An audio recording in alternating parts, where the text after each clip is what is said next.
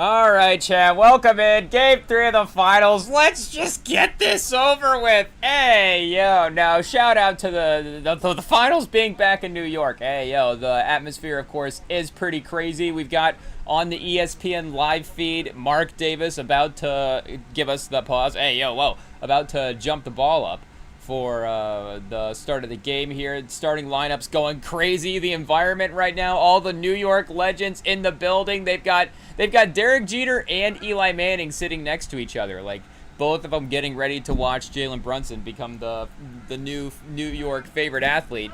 But either way, of course, it is exciting. We do have to give them their credit there.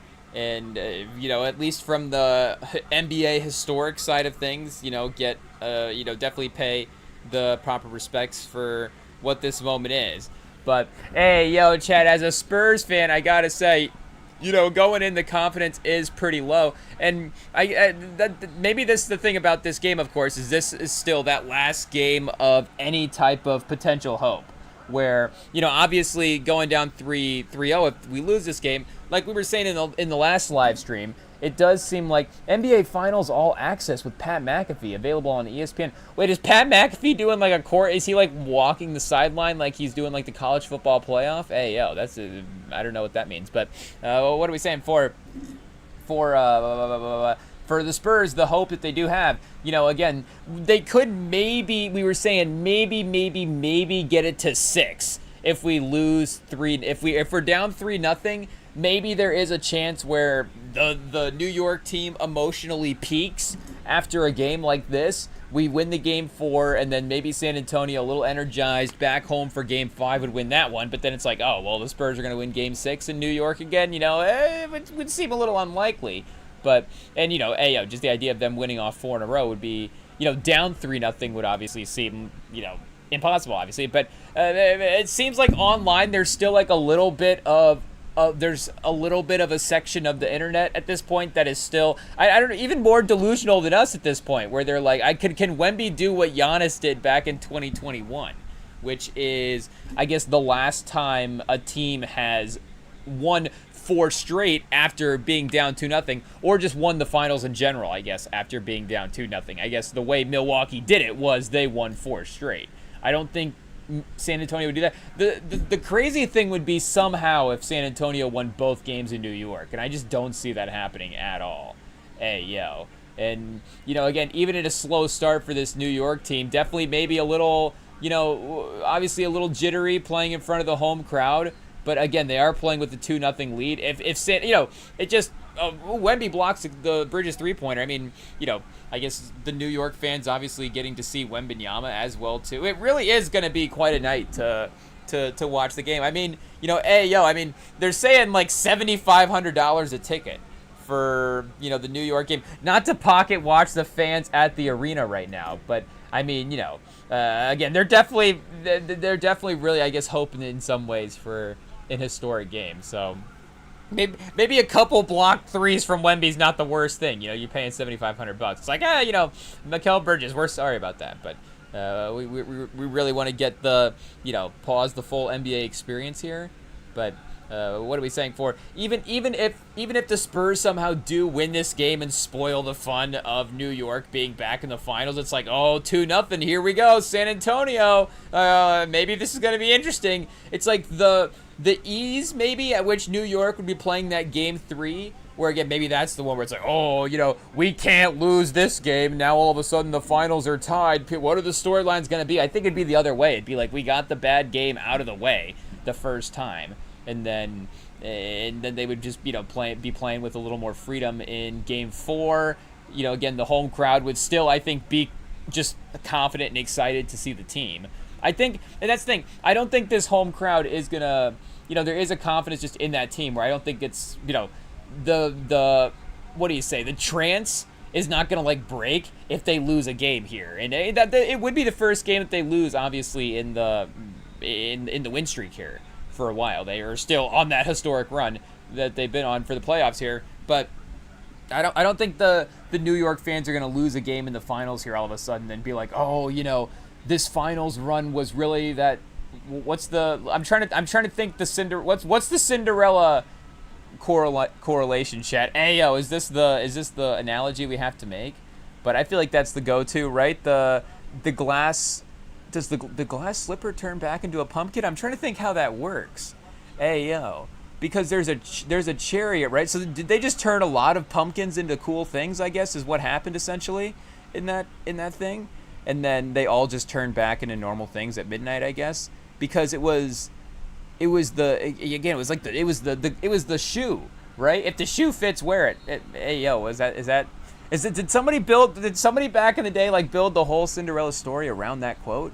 I don't even know when that quote existed, but I'm trying to remember logistically how that all worked out. I don't remember. Hey Chad, we're gonna have to run back that Disney movie. It's been a second. It has been a second. I tell you what. Hey yo, not one that we've not one that has been not one that Tubi's been recommending us. I tell you, maybe maybe not, but maybe either way, maybe again the New York fans won't necessarily have that moment of having the spell break per se.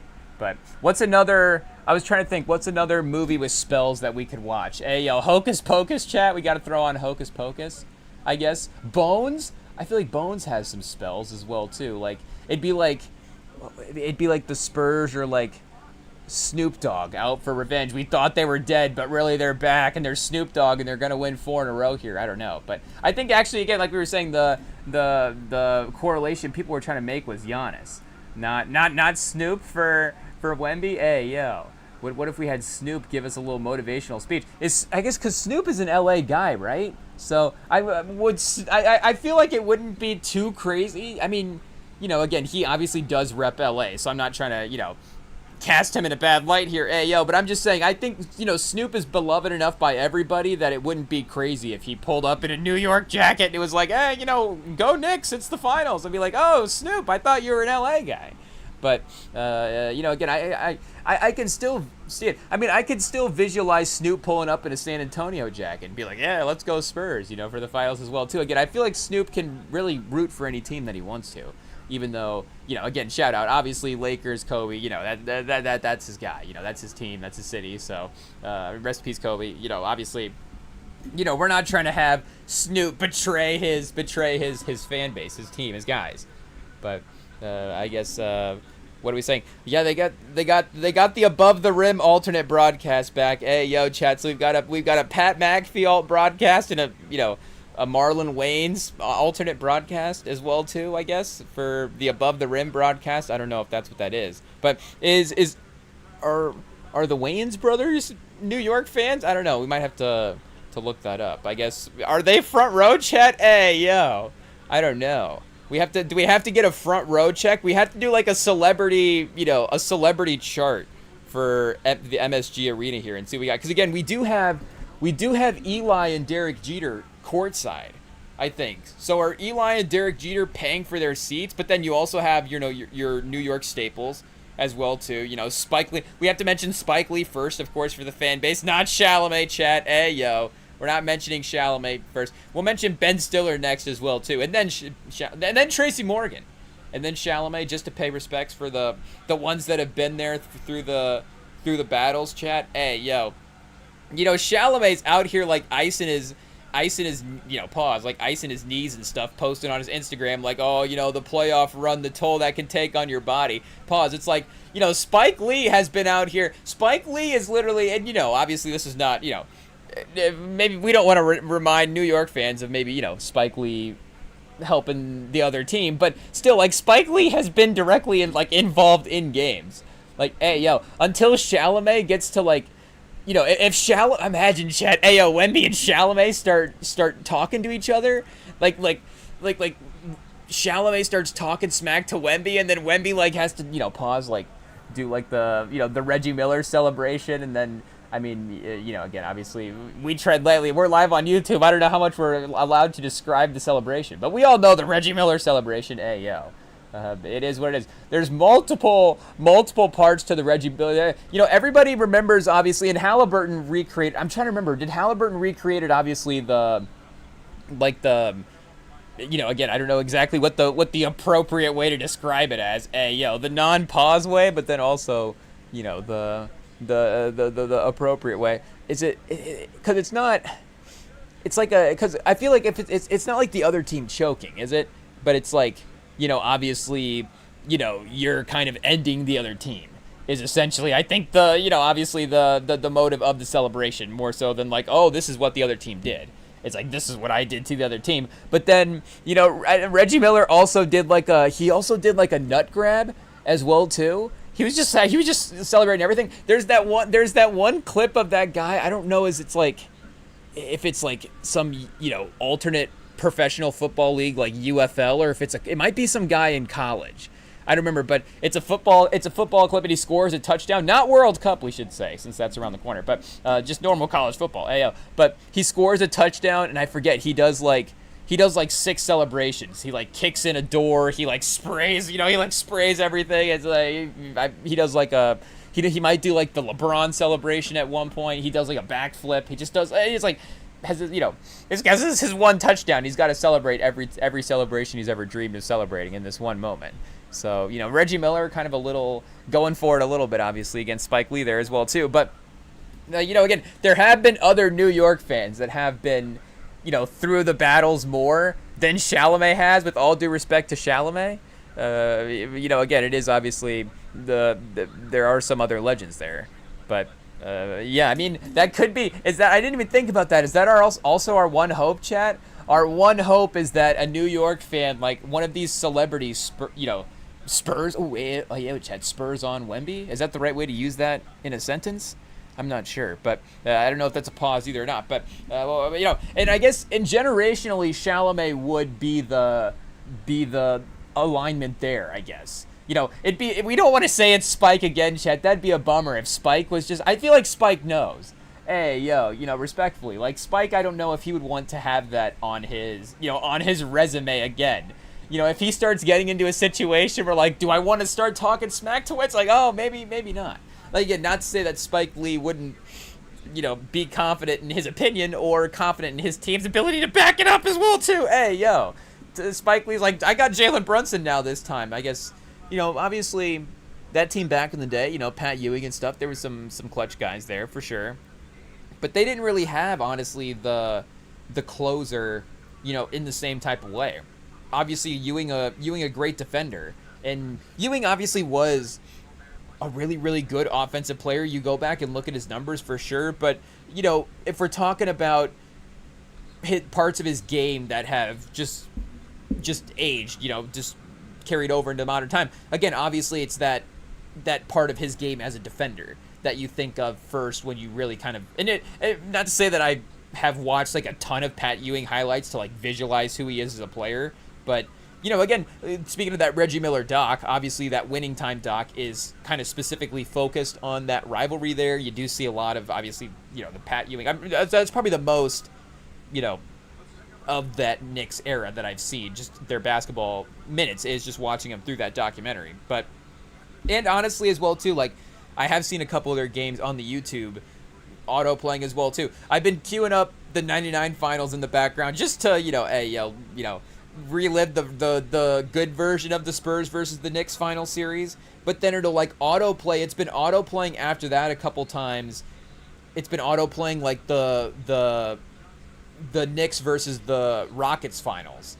So, there's been some Pat Ewings versus Hakeem Olajuwon showdowns that I've, been kind of lightly watching in the background as well, too, a couple days. But, again, obviously, Hakeem, you do visualize, like, the footwork and the crazy offensive talent that he did bring to the game. Again, I don't know if Pat Ewing had, like, the most defined offensive game for a center in the NBA, but was still able to, I think, be effective around the basket, of course, and, again, obviously a great defender in his own right as well, too. So we're not trying to sit here and disrespect the great Pat Ewing for his contributions to New York, but again, I don't know if he would have been the fourth quarter closer in the same type of way, fourth quarter shot maker in the same type of way that Brunson was, obviously, and I just don't know if they had that guy. I mean, that team was obviously a great defensive team, and, if I'm not mistaken, Pat Riley was coaching that team as well, too, which is underrated. Oh, Chad, do we have to do an 82-0 real quick? Hey, yo.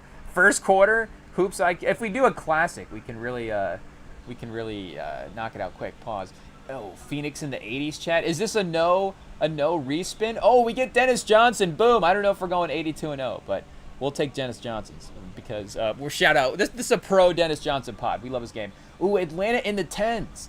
Do we get Johnson? We might need Atlanta in the 20s. I'm trying to think. Atlanta, Trae Young would be good for the stats, honestly. And I feel like this game as well, too. Maybe we need to test this. Because I feel like this game doesn't really track defensive numbers. I did a lineup earlier with hey, it was just a quick pivot over to the 82-0 game. It is what it is. Spurs up 10, so I don't know. We don't want to jinx it, maybe. Oh, I don't know. He spins for the dunk, chat. The New York fans are just they're trying to will this team into the game. It is what it is. So again, just that belief is going to be scary. That's what I'm saying. I don't think they're going to turn on their team and be like, oh, wait a second, are we not legit? What happened? They're like, no, we just watched this team go on a historic run. A little sort of deficit here is not going to scare the fans. But Vassell with a tough three. I mean, you got to credit the Spurs for being unafraid here. But going back to what I was saying, I did a lineup with Dennis Rodman in it. I pulled the 90s Bulls twice earlier. Hey, what a breakfast, chat. I mean, you're having breakfast playing 82and0.com and you pull the 90s Bulls twice. I was like, get MJ, but then I only had I think I could have gone Scottie Pippen maybe as well too, but I think I just went Rodman just to see what would happen. And then he averages 5 points a game for the Bulls back then. But obviously he's such a great defender, rebounder. His impact in the games is so much more than that. But it kind of I think it kind of weighs down the roster a little bit in terms of what this game is trying to accomplish. So I think maybe Trae Young goes the opposite way, where you might actually would rather have Dennis Rodman if you're trying to go 82-0 than Trae Young. But for this game, again, if it's just calculating the numbers, I think we might actually would rather have Trae Young than Dennis Rodman. I think we can play. Oh, can we play DJ at shooting guard? Yeah. So I mean, shout out Joe Johnson, one of our favorite non-Spurs of all time. But just for the experiment of it, let's go Trae Young at point guard because I feel like his stats are going to be he's a little bit higher scoring in the assists than Joe Johnson back in the day. Though again, if we were building a real team, I feel like we'd want Joe Johnson. Oh, Spurs in the 10s. Oh, chat, this is going to be a real conflict of interest here. Hey, yo, De'Aaron Fox with a little step back. Ooh, not able to get to go. Do we go LaMarcus Aldridge just out of loyalty? Hey, yo, obviously we could go with Duncan, Ginobili, any of those guys as well, too. But we could also go with Kawhi, chat. Oh, man. It pains me. And I guess you're going to have some of his early years as well, too. Hey, yo, bringing his stats down. So LaMarcus honestly might not be a bad for what his tenure was in San Antonio. He did have a couple years at the end where maybe his stats started to tail off, but he was kind of a consistent. Him and Kawhi might be around the same for their tenure in San Antonio. I don't know.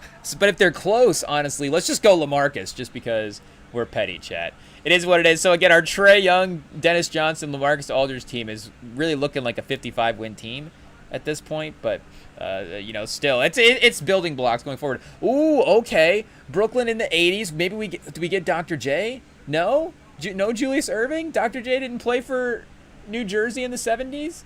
I guess, is this the wrong team, chat? Hey, yo. So do we have to respin? Oh, we don't get Tiny Archibald, though. We might have to respin the team. Oh, Ralph Simpson? Not Ralph Sampson. Hey, yeah, okay. Bob Carrington. Oh, Bernard King?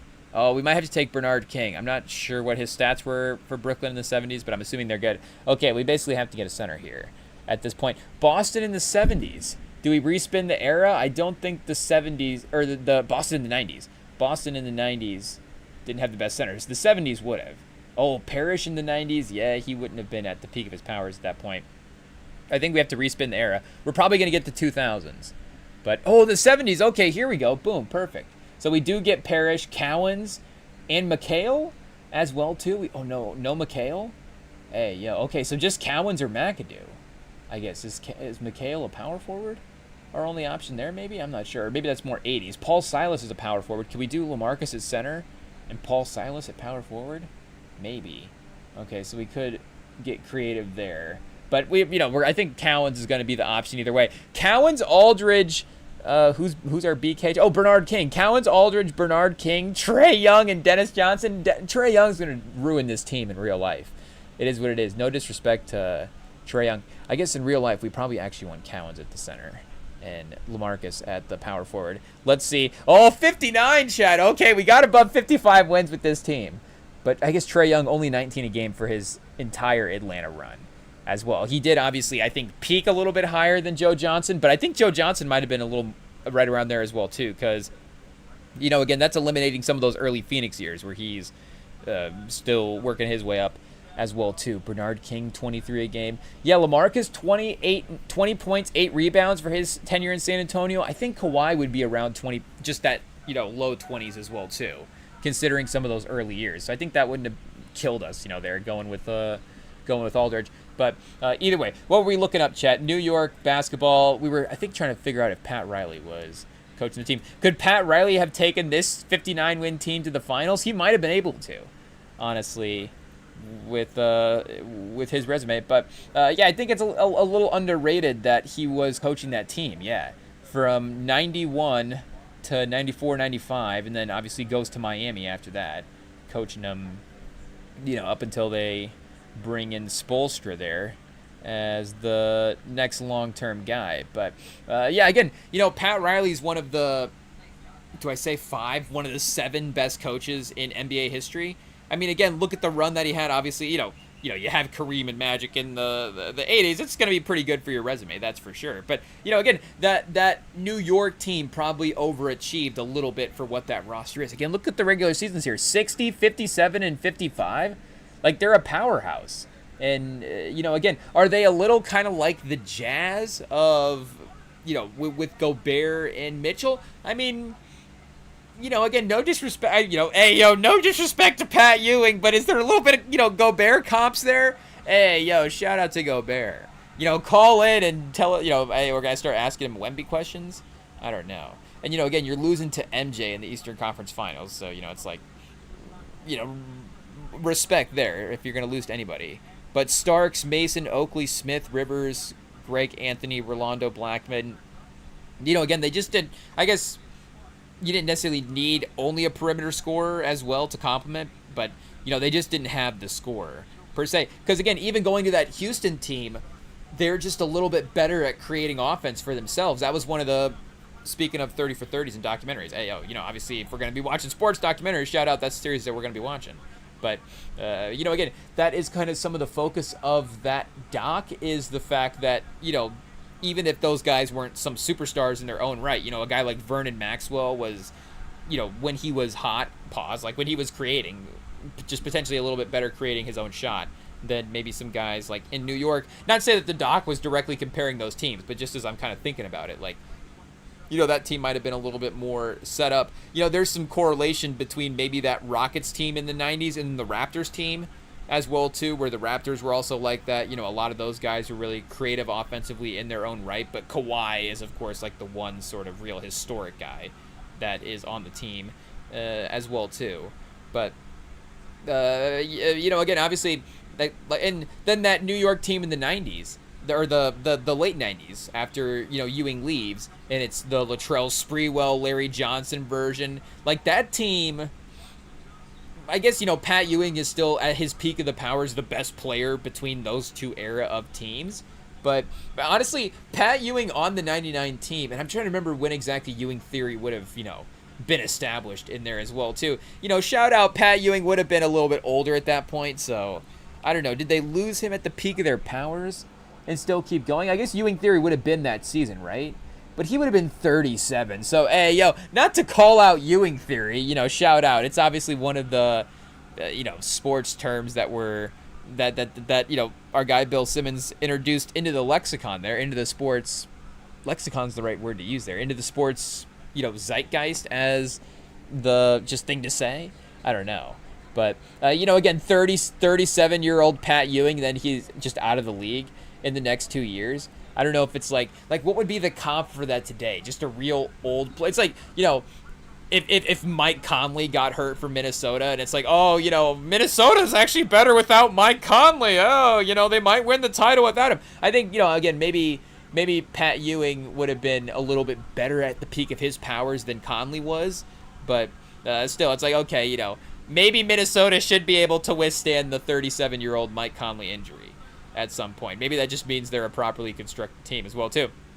but or if it was like a center related as well, like Embiid, it'd be like if Embiid right now, I guess maybe a little bit, maybe like if Embiid, hey yo Chad, and I hate to say not say that Embiid's gonna be out of the league in 2 years, but again, it's like if Embiid, if it's like what Philly would look like with Embiid right now, where it's like, okay, there is obviously roster construction stuff, I don't know, Ewing's contract back in the day, whatever, like there is real roster construction stuff as to why, you're going to need that salary to be contributing in a little bit of a different type of way, if I can say that respectfully. But, again, obviously you're paying for production in a certain way. So, again, you just, from a salary cap driven sport, again, there are certain things that you're looking for out of a certain salary cap number that you are, giving out on the roster.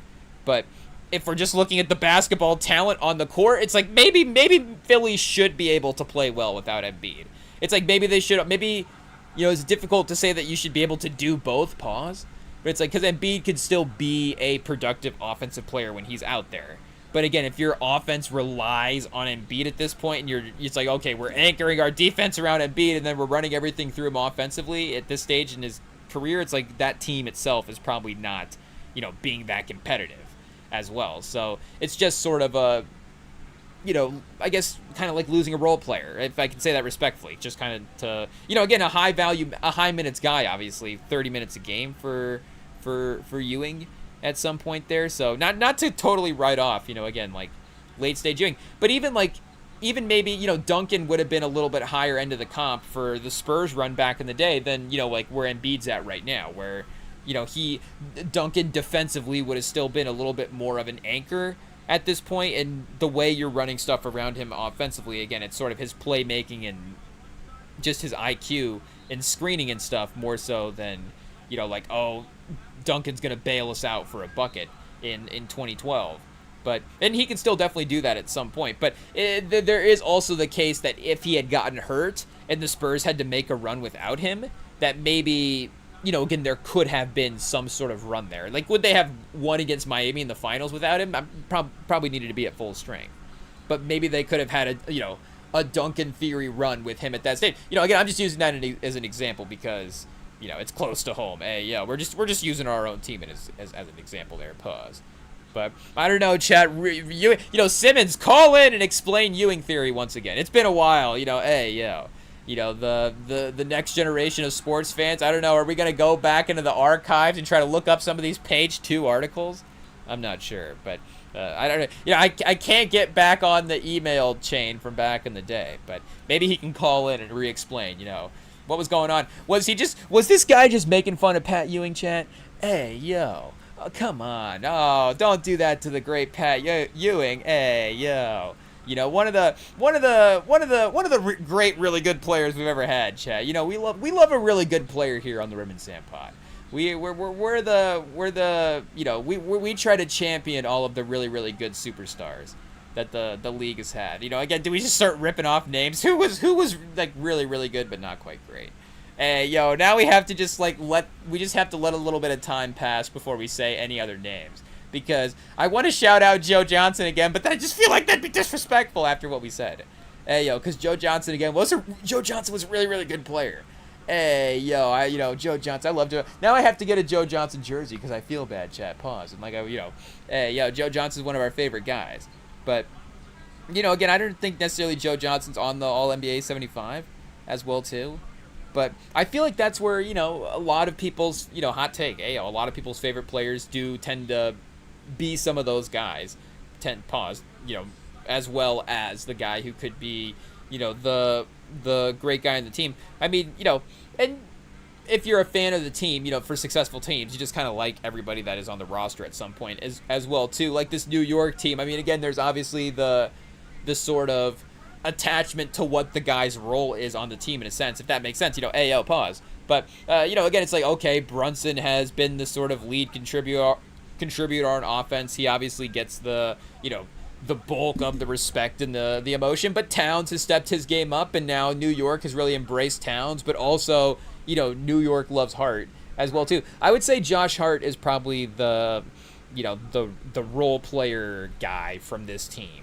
that is sort of the, the city beloved guy in a sense. I mean, again, I think Anunoby and, we start ripping through the bench. Miles McBride, Mitchell Robinson. New York fans love, I think, Mitchell Robinson. I don't know if they've, always liked the Mitchell Robinson experience, but now that he's on a winning team and there's a role for him, I think they, again, appreciate his, his hard work and in the the ups and downs with the injuries that he's battled through as well too, trying to find consistent minutes getting on the court.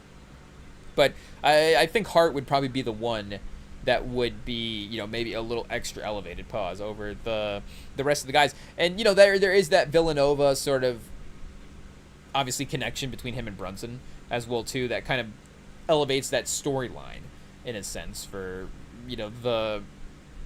just again, like the narratives for them winning the title. And obviously Bridges is in that as well too, being a part of the Villanova run. Is DiVincenzo at the game? Hey, yo, Chad, imagine. I mean, as a current player, I guess you're still probably a little competitive in your own sense. Like, is Pascal there? Amari Spellman? Like, I don't know, maybe some of the guys that aren't necessarily, like, in the NBA and the same, hey, yeah, respectfully. But I guess they could be there. But again, maybe that's where we have to go back to the chart. I don't know if hey, yo, Chad, no disrespect, is Amari Spellman, hey, yo, Chad, is Amari Spellman dropping $7,500 on a finals ticket? I mean, hey, yo, it is what it is. I mean, I'm not trying to, do we have to go to the Spo track, chat? We can just look up career earnings. Hey, yo, we're not going to do that. We're not going to do that. They are also, in between, of course, the commercials and stuff, cutting away to this photo shoot that they did with the players, with the Larry O'Brien trophy. And I did see people online were like, call me old school, but I feel like you got to win the title to be in front of the title. And I was like, you know what? Call me old school, but if that's old school, you know what? I kind of agree. Maybe no finals, maybe no photo shoot with the Larry O'Brien before the finals. I mean, again, I get it for the images. Maybe you do, is there just like a fake? You make it known, like this is a fake Larry O'Brien. The real one's over here, but this is just the replica. But, the real Larry O'Brien, hey, yo. Like, I thought the photo shoot you do with the Larry O'Brien was afterwards. And then, if you win the title, you get to take the pictures with it. That's sort of the part of the celebration factor. But I guess in 2026, it's like, hey, yo, we've got the photos of Wemby with the Larry O'Brien before the finals, just like semi-celebrating. Like, okay. But, again, obviously, like we're saying, there is still a little bit of potential hope that could be here after the game, which is is that a bummer, Chat? Is that a bummer? Do we have to completely give up on our team? I think we already had. So, again, even just the fact that it's like, okay, 11 points. Let's see. The fact that I even have hope for tonight is probably not even gonna go well. Somehow San Antonio's gonna blow this game. I mean, again, they have probably, if we could just, be bluntly honest about our own team, they probably have given away the last two games. And, again, we probably also do want to look at it in a celebratory way for the Knicks. Like, Brunson has been great in those closeout moments. Obviously, Towns, like we were saying earlier, has really stepped up to the challenge of having to play against Wembanyama. But for, again, just the actual way that the games have played out themselves as well, too. Like, San Antonio has been in the lead for most of those games. Oh, hey, yo, Chet, I feel like there is... Hey, yo, I don't want to jinx it. Oh, yep, there it is. Okay, we have to go to break, Chet. Oh, no. Oh, no. Oh, a bloody nose situation. We'll be right back. Wait, we got to go to breaks. Second quarter action right after this.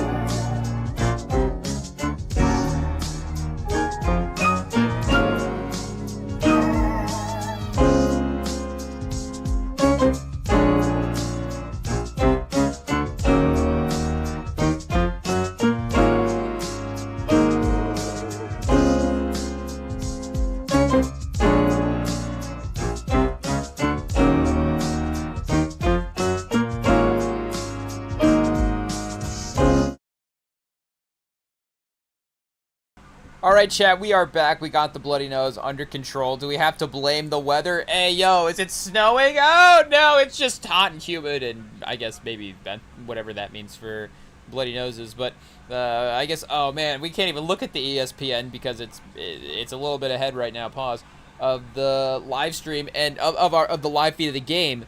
And it says the score's a little closer than we're looking at right now. So New York's, making a comeback, pause. We knew it was going to happen. The Spurs have now led after every first quarter. So, again, just throw away the first 12 minutes of basketball. They really mean absolutely nothing for the larger part of the series. New York has managed to close out all these games. Anunoby for 3. I mean, boom. I guess we knew it was going to go in because we saw the score. But you knew it was going to go in anyways because of the momentum of the game. Oh, chat, New York. Spike Lee's just dapping up everybody. I think speaking of people taking pictures with the Larry O'Brien, I think Spike Lee will be up on the podium with the New York team. Again, as he should be. I feel like we would be campaigning for the opportunity for him to be able to do that. So I guess if they won, obviously, if San Antonio wins, I mean, Spike Lee can join San Antonio on the podium as well, too. Shout out. Again, like we were saying, if Snoop Dogg wants to represent, if Snoop Dogg for some reason wants to show up and Spike Lee and they just want to celebrate the title with San Antonio, again, obviously, we're being respectful to Spike Lee. We're not trying to say that, he's dissing his New York team. But we're just saying, I think Spike Lee is in the Snoop Dogg territory. He's just welcome to, if he wants to celebrate with the team, he can celebrate. But he's definitely gonna interact with the fans as well too. A little like, I guess, do we have to go back and watch like the Drake highlights from when Toronto was making their run? Again, that was I guess we can't go back and say that was when everybody liked Drake. I don't know. Drake's always had, I guess, the people clowning him online as well too. But back when times were simpler before the beef and things were less. Hey, yo, Chad, it's like a Mad Max movie. It's just like, hey, yo, it's just like hip-hop. It's just like been laid waste, too, after the beef. And it's like, oh, man, remember, I guess we love, again, it was such, such a great time in the moment for, obviously, for hip-hop and for rap and all that stuff, but it's like now afterwards, and, hip-hop's great afterwards as well, too. It's not like it's, there's still tons of great albums, tons of great stuff, all that stuff, but just I guess, obviously, the high of the genre of that moment, it just, and, again, maybe things being so narratively divisive a little bit afterwards as well too. There's people just having such strong opinions and such strong sides for things. I don't know, but again, for that like 20, I guess that was like 2018. Was that like Scorpion era Drake that was dropping that Dark Lane demo tapes? Hey, what album dropped around the time that the Raptors won the title? I don't know, but do we have to go back and look at any Kawhi bars that are in there? Because he did have, I will say, and we were,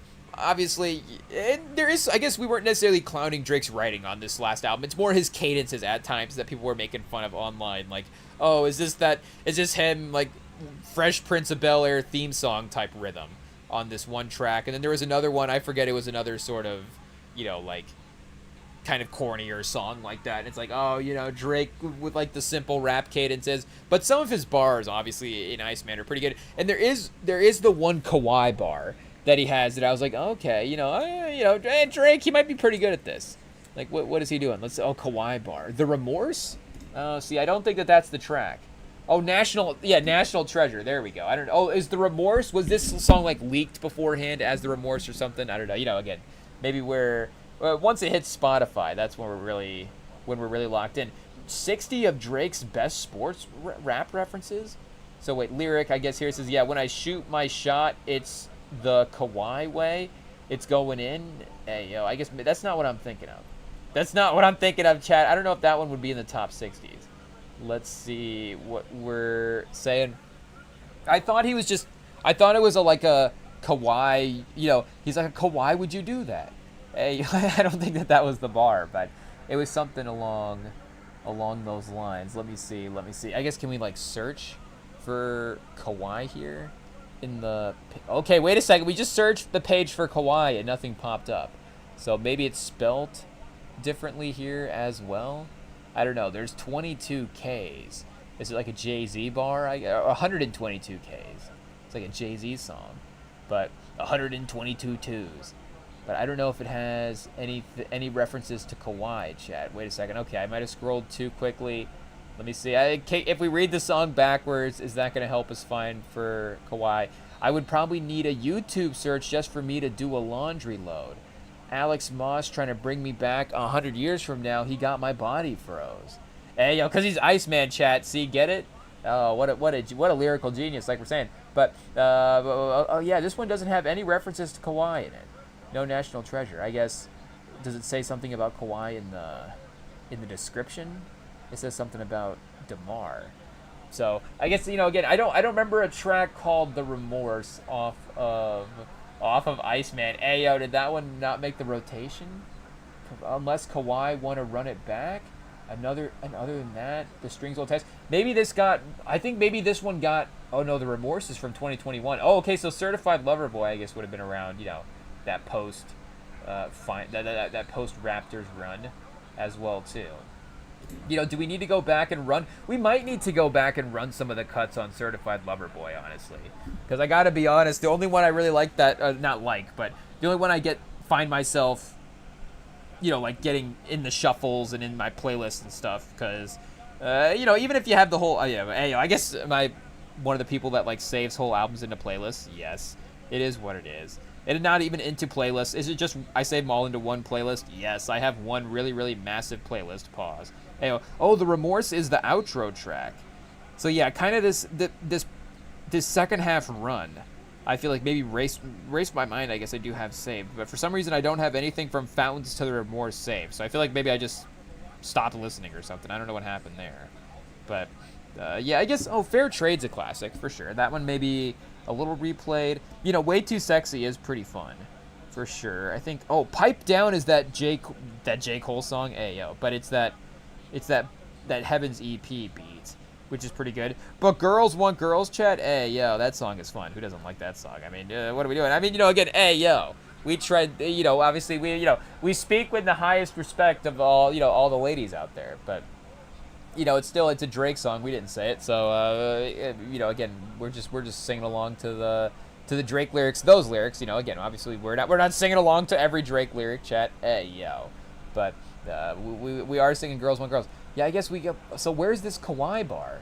I guess. Oh, wait a second. It's right in front of us, chat. Ayo, the Google AIs had it pulled up for us this whole time. Ayo, okay, here we go. The lyric features a clever double entendre, taking a shot at DeMar DeRozan, referencing the 2018 trade where DeRozan was sent to San Antonio and the Raptors acquired Kawhi. It really is like. And shout out, like, the Genius is great to explaining stuff, but sometimes when I'm reading Genius, I'm like, is this just straight up just like gentrifying just all these lyrics, chat, with the way that there's like a clever double entendre referencing DeMar DeRozan in San Antonio. It's like blah blah blah. But we've been used to planning our Mexico trip in the spring. We must have been dealing in spur of the moment, cause Kawhi, did we think that you could bring us a ring? So yeah, he's like, Kawhi, did we think that you would do that? And I mean, you know, obviously you're gonna rhyme Kawhi with Y, right? I mean, is that the obvious one? But spur of the moment, you know, a nice little you know, wordplay in there. But we used to be planning our Mexico trip in the spring. We must have been dealing the spur of the moment, because Kawhi, did we think you could bring us a ring? We must have been dealing. Oh yeah, we must have seen so double. Yeah, we must have been dealing the spur of the moment. So the spur of the moment obviously was was Kawhi, because he was a spur at the moment. But you know, also the spur of the moment was the trade, like the idea to trade DeRozan for Kawhi in a spur of the moment. Because, you know, Kawhi, did we think that you could bring us a ring? Maybe, I feel like Masai definitely, the problem is Masai definitely said this in like a joke in the office at some point when they're walking around. Shout out, where is he at now? Oh, Dallas. That's right. Oh, chat, hey, yo, we got to be worried. Masai Ujiri and Cooper Flagg. See, this is why the Spurs have to win the title now, because Cooper Flagg's, you know, he's approaching. Hey, yo, we have to worry about this Dallas team that Masai Ujiri is going to build, I guess. You know, taking over for Nico Harrison. But yeah, he probably definitely was joking around the office. He's like, oh, you know, Kawhi, did we ever think DeRozan? No, he probably would never say that about DeRozan, right? Hey, but maybe secretly? I don't know. But I guess the point was I was trying to say was, you know, the Drake era of him rooting for, because I guess he hasn't, well, in the Raptors, you know, again, speaking of mid, the Raptors are, I guess you know, we're not really speaking of mid, are we? But you know, the Raptors are kind of mid at this point. Obviously, they had a bit of an overachieving season. We do like that, but apparently Drake is not as sold on Scotty Barnes as the Raptors coach is. We haven't had a passionate Drake saying Scotty Barnes is the face of the league type of rant the same way that the coach is. I don't know, though. I feel like the Raptors coach should have been used in the Iceman rollout at some point. Maybe the Raptors coach is pro Kendrick and he's just not wanting to get involved. You know, he's like secretly like, Kendrick Lamar is the greatest rapper of. I guess I haven't listened to that quote in a long time, Chad. I can't do the voice. Hey, do I have to pull it up in the speaker in the background? If I just blast the volume, will you hear it? Hey, yo. Maybe somebody did an edit, a cool edit or something. Let's see. Scotty Barnes. Face, creation? Ayo, pause. No, face of the league. Yeah, here we go. Let's see if we can get this queued up. Oh, is the speaker turned off, chat? Oh, no. Oh, no, we're not going to get the booming surround sound. I guess. Maybe we'll just, I guess we can still play it, though. I guess we can, well, if we're not going to play it on the speaker in the background, we can just look it up, right? Hey, yo. Let's see. I guess it's appropriate, right? Scotty Barnes face of the league. Now that Wemby is choking away the finals, hey, yo, Scotty Barnes is back, chat. Scotty Barnes has a chance to still be the future face of the league. And there was a Raptors announcer earlier this year that said that Scotty Barnes was a younger version of Wemby, even though that Wemby is, in fact, younger than Scotty Barnes. So Scotty Barnes, unfortunately, is actually an older, shorter version of Wemby. But, you know, he still also has a chance to be the face of the league. And still for Canadian basketball as well, too. I guess this is just like a 5-second version pause of the clip. Let's see if I can get everything unmuted here and going. Let's see, we got Scotty Barnes is gonna be all-star. He's gonna be the face of I muted it again, chat. Sorry. He's the face of the league. First time for us. Oh, it's going to take us a lot longer than this to get the impression of. All-star. He's going to be the face of this league. Okay, First time for us. Scotty Barnes is going to be all-star. He's going to be the face of this league. If we replay it like 7 times, that is basically what the rant is just him saying that over and over again. I guess 20 seconds, 40 seconds. I mean, Ayo. He obviously, supports his players, which you do love to see. He was heated about how potential face of the league. Is this it? January 9th, 2024? This might be it as well, too. Let's see what we have got here. It's complete crap. Barnes. Yeah, here we go, Who's Chad. all-star caliber player in this league. He goes every single time to the rim with force and trying to get to the rim without flopping and not trying to get foul calls. He gets 2 free throws for the whole game. How's that possible? How are you going to explain that to me? Oh, that's right. He was ranting about he doesn't get called. If that's the case, just let us know so we don't show up for the game. Just give them a win. But that was not fair tonight. And this is not happening first time for us. Scotty Barnes is going to be all-star. He's going to be the face of this league. And what's happening over here during whole season, I've been holding it back. It's a complete crap. Yeah. Call him out. We need him to talk about. We needed him in that Spurs OKC series. And the passionate. You can still see the rage hasn't left him after the speech. They just come up there, they review what, and they see what they want to see. I guess what is they don't want to hear us what we got to say. They don't want to hear the players. About how potential face league Scotty Barnes was repped versus Los Angeles. 6 intentional fouls, 23 free throws in the fourth quarter. What are we talking about? I guess he hasn't necessarily. Drake hasn't bought in the same way that the Raptors coach has, but he was a lot of fun to watch sideline at the Raptors games back in the day. He was definitely invested, that's for sure. So, again, I'm not saying that he's not a better NBA fan than Spike Lee is. I feel like Spike Lee is still the #1 celebrity, or Nicholson, I guess. But in the post 80, maybe 95. I don't know. Maybe that Reggie Miller era, honestly, as much as it was, again, like what do you say? Not still something that New York wanted to have happen for Spike Lee and the Knicks. Like it might be that moment that had crossed him over into the #1 NBA superfan moment, because I'm trying to think. Nicholson's career after that is still pretty good, as well too. Like, obviously, I mean, even up until The Departed in 2006, I mean, he's still making good movies. But at that point, again, The Departed, I think he's at a different spot in his career at that point. I think he was maybe a little bit more gettable then. Oh, chat, New York has the lead. It's not even halftime yet. Hey, that means the second half's just going to get bad. It is what it is. I guess The Departed is kind of his last good credited movie here. About Schmidt in 2002, As Good as It Gets in 97, which we just got on DVD. Hey, somebody gave us that. A Few Good Men, 92, Batman in 89, Ironweed in 87. But I guess, honestly, by the late 80s, early 90s, it's probably started to turn a little bit. Again, As Few Good Men is obviously, even As Good as It Gets, I guess, it's still got the Academy, weight to it as well, too. But I think, 90s on Spike Lee is taking over Hollywood in a different way that Nicholson is at that point. So I think it's fair to say that maybe he passes him. Again, in the 80s, obviously, for that decade, if it's fan of the decade, celebrity fan of the decade, Nicholson is, I believe, the celebrity fan of the decade. If there's somebody else that I'm not, thinking of, then, hey, I don't mean to disrespect. But, yeah, she's got to have it, School Days, and Do the Right Thing for Spike Lee in the 80s. So, again, obviously if we go, he only had the 3 80s movies, but if we go his 3 80s movies versus Nicholson's best 3 80 movies, I mean, that's a versus, chat. That is, and I mean, the Spike Lee versus Nicholson versus would be crazy as well, too. But obviously a little different, actor versus director. But Spike Lee an actor as well, too. But still, more director for his movies. But either way, the 90s, after Do the Right Thing, 89, Mo Better Blues, Jungle Fever, which we just had an anniversary for as well, too. Shout out to Wesley Snipes. Malcolm X, Crooklyn, Clockers, Girl 6, Get on the Bus, He Got Game, and Summer of Sam, all in the 90s. So, yeah, I think at that point he is, taking over Hollywood.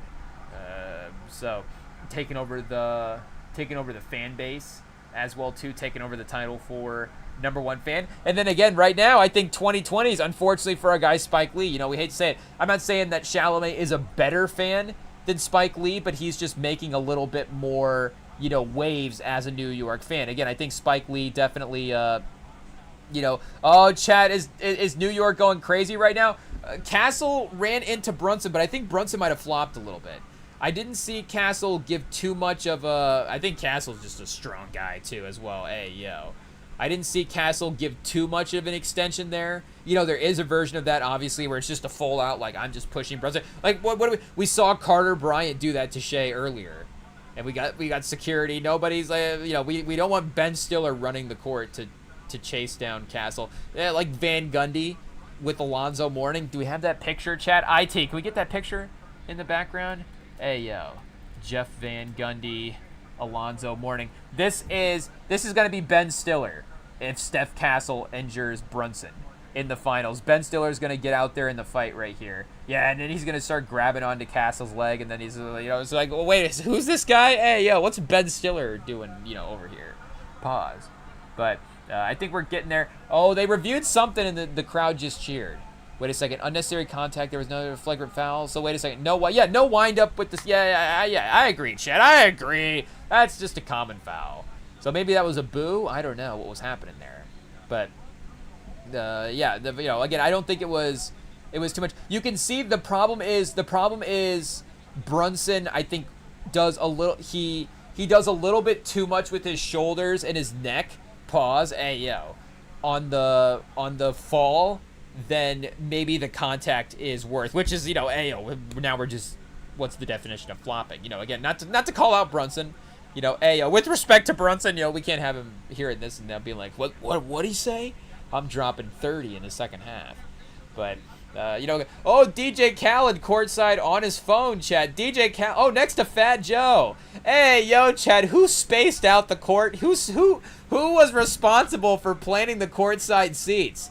How do you have Chalamet next to Ben Stiller, but Fat Joe next to DJ Khaled? I feel like we need to maybe do a mix and match there, where there can be some better spacing, chat. You know, no disrespect to DJ Khaled and Fat Joe. And honestly, both of them, you know, both of them looking pretty good. You know, the Zempic's been working its way around the Hollywood jet. Hey, yo. You know, obviously those guys are, you know, DJ Khaled puts in the work as well, too. You know, hey, yo. You know, he only has Ozempic so he can talk smack to the Ozempic is really what it is. I guess DJ Khaled's not like Chuck Norris, you know. Hey, yo. Rest in peace to Chuck Norris. Hey, yo. But, you know, DJ Khaled and Fat Joe, maybe they wanted the tickets next to each other. But Fat Joe's like, and unfortunately there is like a opening pause. I don't know if that's like the walkway sort of section that opens up there. I guess we haven't been courtside to MSG to see how that is laid out. But Fat Joe's like turned, like kind of like sitting in the aisle next to DJ Khaled, because again, I'm not, no disrespect, we're not saying, oh, DJ Khaled's spilling over into the next seat. And the courtside seats are not big, Chad. Hey, yo, again, I guess I do know why, so you can get an extra you can get an extra couple $20,000 tickets in there. But, you know, it's like even the NBA bench, like they have one less chair than they do actually have people on the team. That was what I was going to say. I don't know why they have that. I don't know why you can't just have the appropriate amount of chairs for an NBA team. But, and, you know, again, we're talking about 15, you know, 6'5" plus people who are just like, you know, hey, it's just an army of giants, Chad, and then a couple of coaches. But, you know, again, you know, maybe have one extra chair on the bench that the NBA teams can use just to, you know, give you a little bit of spacing there. But also, if somebody in the ticketing department sees, like, wait a second, does that say Fat Joe and DJ Khaled next to it? If somebody, you know, I guess, well, we can't get too crazy here, but also I'm just saying, like, somebody in ticketing needs to step up and do something there about that. Like, what can we do? I don't know, is it like booking a flight?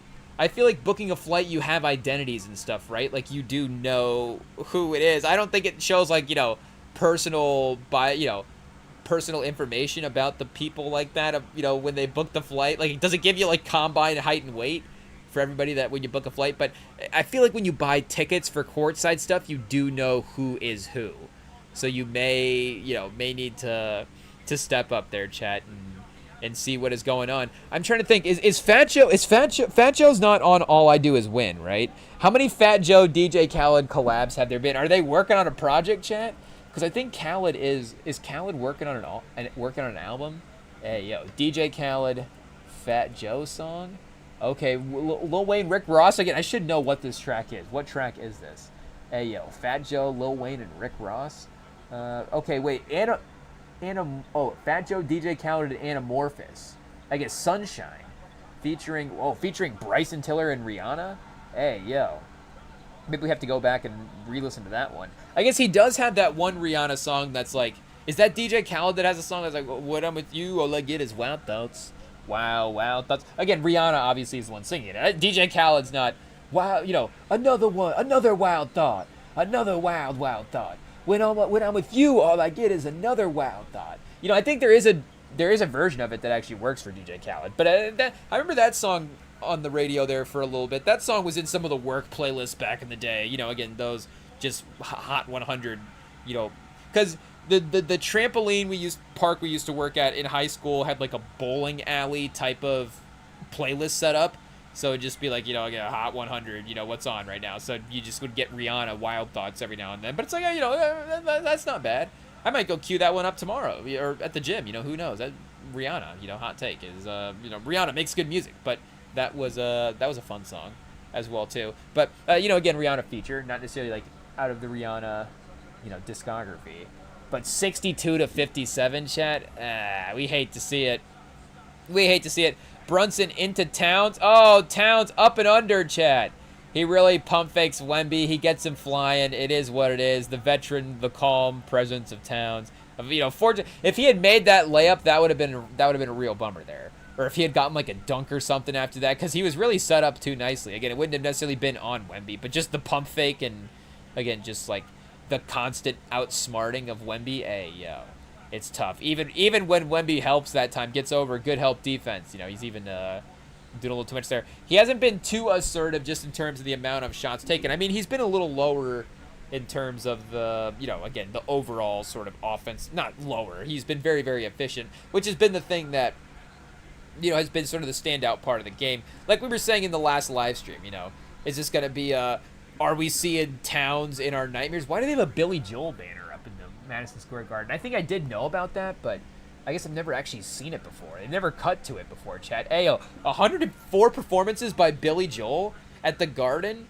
Hey, yo, shout out to Billy Joel, I guess. Obviously Brunson now maybe he's going to get, a new, but do they have to take the Billy Joel banner down to make room for the Brunson banner? They're like, sorry, Billy Joel, we had that up there because we didn't win a final in 50 years, but now we have a title, so, we don't need the Billy Joel banner up there anymore. But maybe they move it over to the Sphere, or they book him a couple bookings at the Sphere. I feel like if he does like 2 weekends at the Sphere, like a 7-show run, now he's like the most. Well, maybe somebody has a residency there that I don't know about, but I feel like he could get that record pretty quickly at this point, just because it hasn't been around long enough. So, I mean, again, a first quarter lead doesn't mean anything, right away crumbling in the second quarter. 42 second quarter points for New York, chat. Hey, you see they're locked in. They're ready to go. They just needed that first quarter to settle down for how hyped the environment was. But, again, San Antonio, who did start off collected. Oh, chat, the lob early on. We must have missed that line. Wemby soaring above everybody. Hey, and then Brunson just hitting the three right over him later in the game as well, too. Wemby a little uncertain kind of how to close that out.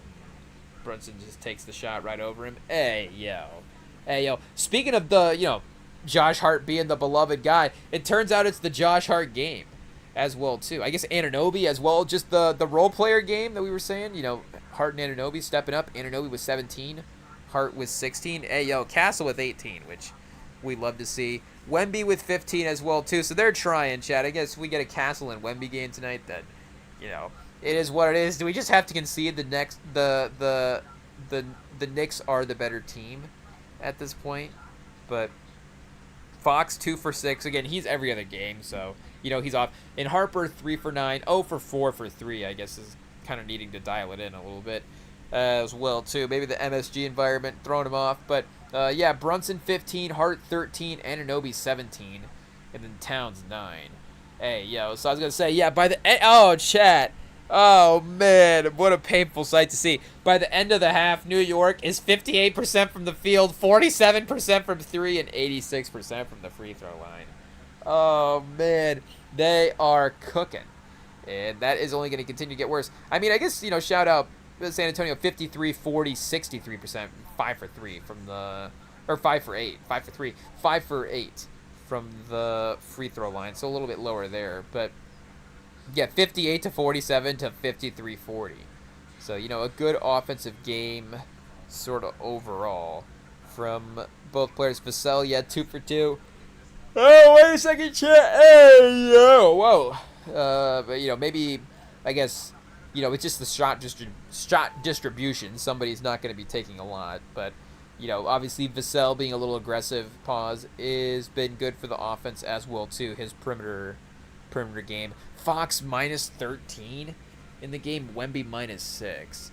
Yeah, Champagny plus 1. Keldon Johnson as well, too.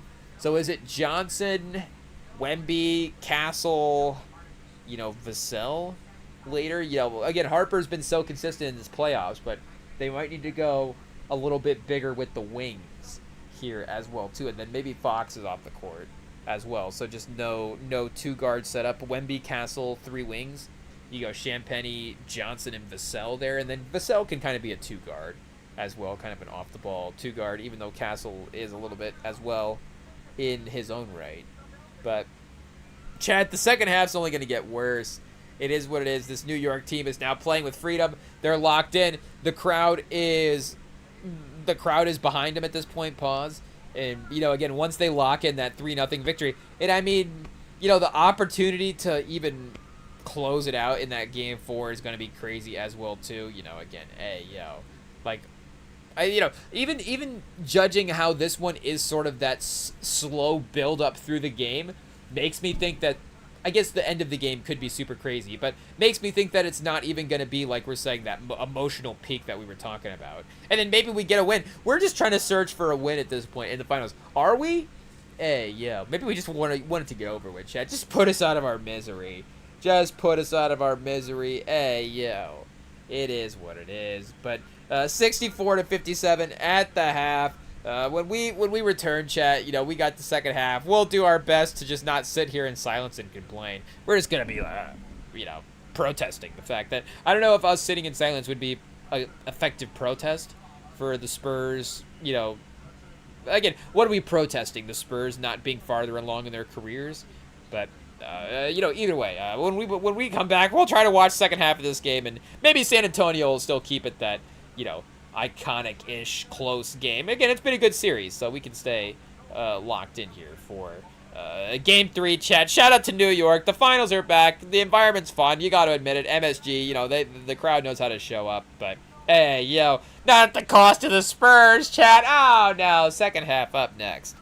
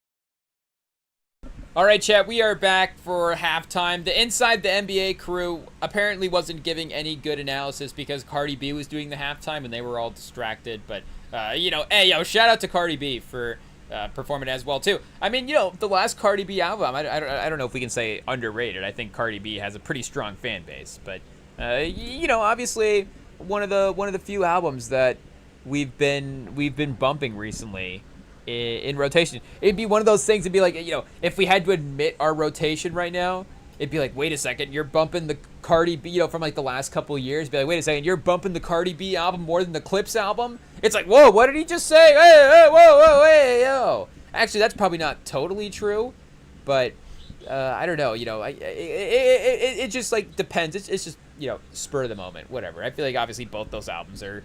We're just naming stronger albums, from the last couple of years that have been dropped, but that are still in rotation. But either way, the Cardi B album is definitely one of the stronger ones as well. I don't know if we did like a year-end ranking when that album dropped and where we ranked that one potentially, but again, I'm trying to think back to that year. It's like, wait a second, is that actually like a top 5 album of the year? And I'm pretty sure 2024. So what we would have had. Is it Clips, Jid, and Cardi, chat? Hey, yo. I guess GNX was 24 as well, too, right? What year was that? That was, 24, November of 24. So GNX is also in the top 5 there as well, too. Maybe I'm missing something, again, like Gunna's album or whatever. I don't know. We have to go back and rescan 2024. And again, it's like the critical acclaim versus what are we bumping as well, too. Like Vince Staples just dropped an album as well. Hey, yo, shout out to Vince Staples. Vince Staples, again, we're also talking about people in our rotation. So Vince Staples is in our rotation. But, like, that's just a different type of album than, I'm thinking specifically of the Dark Times album he dropped last. So now that's not his newest album. Whatever. I think this newest album he dropped is called Cry Baby. Shout out again, Vince Staples. I got to cue that one up. We've been meaning to, but we've just been listening to older music at the gym. So it's just been, we've just been, pushing off listening to newer music, I guess. It is what it is. So Vince Staples, it's not you. Again, it's just where we're at in our rotation at this point, just gravitating toward the older stuff. So when we decide to get queuing up new music, again, the Vince Staples album is the first one that we're gonna queue back up and listen to. But what are we saying for, I guess, Cardi B 2024, does that count as old music? And I would say that that's, again, currently breaking into the rotation of our older music. I guess we're saying older music, 80s and 90s. But, again, for Spotify anyways, our older music rotation at the moment. But, or, 90s, early 2000s, maybe some of that making into the rotation as well, too. But, again, for what are we saying? For the it is definitely maybe leaving out some of the newer stuff. But shout out to Cardi B as well too. Oh, performance done, chat. Hey, it looks like the guys are back out warming up. We'll have to see what the set list was for the performance there for what we got going. Oh, Chad, who is this? Who was Chalamet talking to? Ayo, the guy that Chalamet's face was talking to was covered up, but it looked like it could have been almost like a doppelganger. Like was that SD kid without the mask? Hey, yo, and now they're standing next to each other. We don't even know it. But does Chalamet have to pay for 2 tickets if he's SD kid, Chad? Hey, yo. It's like, oh, Chalamet and SD Kid are coming. You know, pause. Charge them both. Hey, yo, James Dolan, chat. We're doing business for him. Hey, yo. Dolan's like, I never thought about that. I could charge you for your alter ego. Oh man, chat. That's a sketchy lane. Hey, yo. I'm trying to think. I guess Chalamet, if he is SD Kid, would be. I don't know if we've had a face reveal yet for him as well too or not. Hey, yo. But you know, if he is him, that would be one of the better, you know, dual personalities in the industry.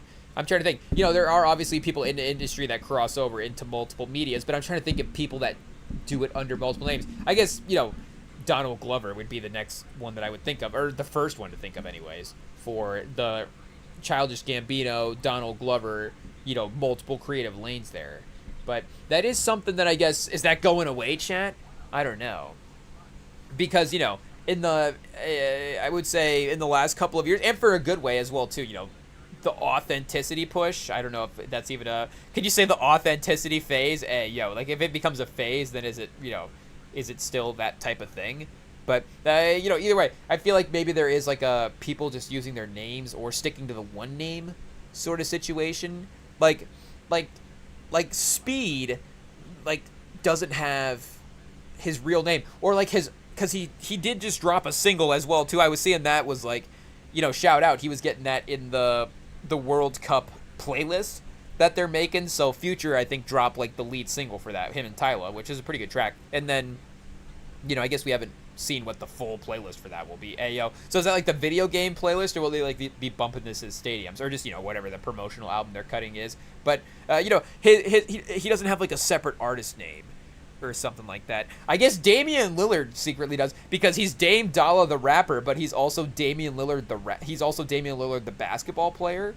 So he is kind of a dual, you know, he's got the two personalities as well too. Hey yo, chat, the not multiple personality rankings, but you know, the multiple artist name rankings right now, it goes, I guess if Chalamet is SD Kid, that has to be number one. But I guess because it's unconfirmed, we'll say Donald Glover still with Childish Gambino, and then Chalamet, SD Kid potentially, and then Damian Lillard, Dame Dalla, number 3 is basically the ranking. But I can't think of another one as well too. I mean, there is obviously gotta be a ton, but like ASAP Rocky, like is still like ASAP Rocky when he's like acting or something, or like Joey is still, he's not like, you know, hey yo, with all due respect, I don't know if I start using government names here.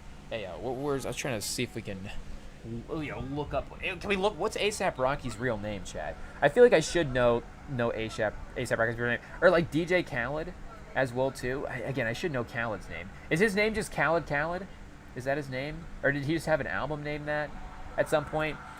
I guess he says his kid name a bunch. Yeah, his name is Khaled. I was like, I thought I knew that from somewhere. So DJ Khaled is kind of his name, but as well too. But I guess who are we looking up as well? Hey yo, but ASAP Rocky, I guess shout out. You know, again, not to like expose. Oh, that's right, Rakim, chat. Rakim. I guess I don't remember exactly how, you know, he says it, but I was like, I should know what his name is, because it is out there a little bit. But I don't think does he get credited as that in like highest to lowest?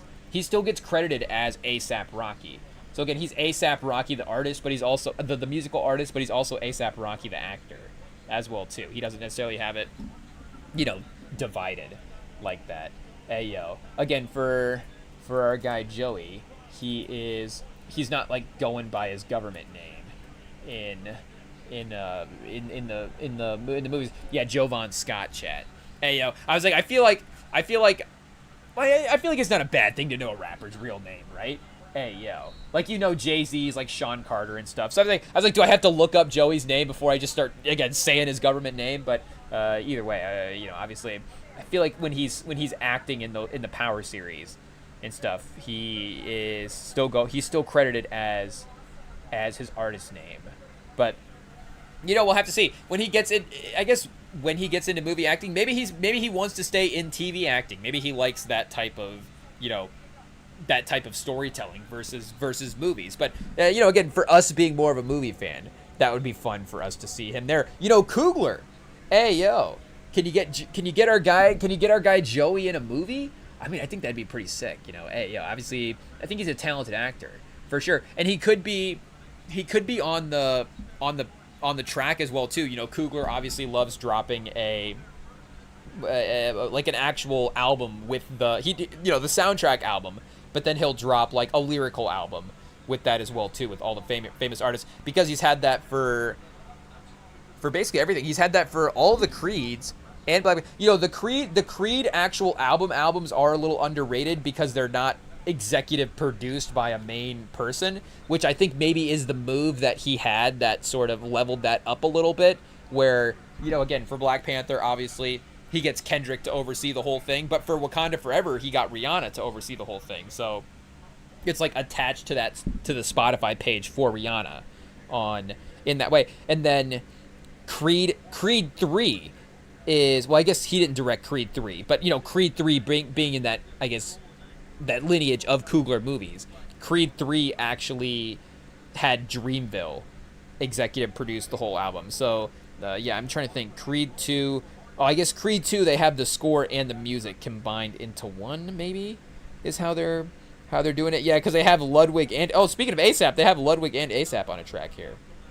Ludwig and Vince Staples, chat. Hey, yo, Ludwig should just drop an album. I mean, he is obviously such a great movie score guy, and that's where he works. But that would be interesting if he just did like a Metro Boomin style, because I think he would probably do a hip hop album. I don't know if he would be like, oh, Ludwig's working with all the country stars or something like that. I think it would be a hip hop focused album, or maybe like something crossing with, you know, bringing in some classical or jazz. You know, again, I don't know what would be the other influences there, but just, of course, like Black Panther and, again, Creed and Tenet, like all of those, of course, are very, hip hop focused soundtracks as well too. And, you know, Tenet maybe a little bit more electronic as well, but, you know, again, the influences both ways, I think, are definitely there.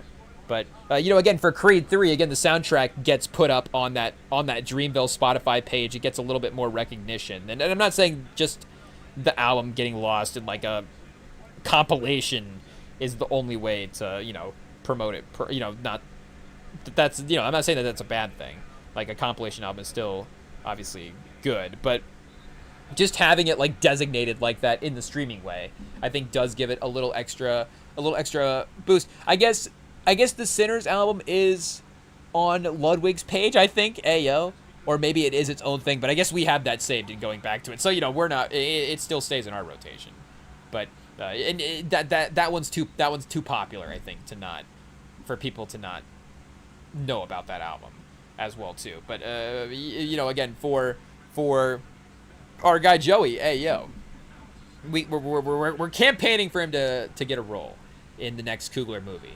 Which I guess, I don't know if Coogler, I guess it's Black Panther 3, right? So maybe the next Coogler movie after that is what we're thinking. Because I guess Black Panther 3 is probably already kind of set for casting at this point. But hey, you know, I mean, if we have, the problem is if we get Joey in the Marvel Universe, does that mean all of a sudden that he has to be in the, not to say it's a bad thing that if he's in Avengers, but if it's like, it's just another guy now that has to be in Avengers, hey, yo, we have to go back and redo the whole Marvel chair reveal casting live stream and, you know, add his name in there, which I will admit, chat, I don't know why I went back and clicked on it to rewatch it the other day, but I was like, why am I guess I'm just going to do it. I'm going to queue it up. I'm obviously not going to queue up all 5 hours, but I was like, how did this thing go again? It's like I watched him put the first Hemsworth chair down and then skipped all the way to the end, and I was like, this Downey moment, you know what? This is pretty cool.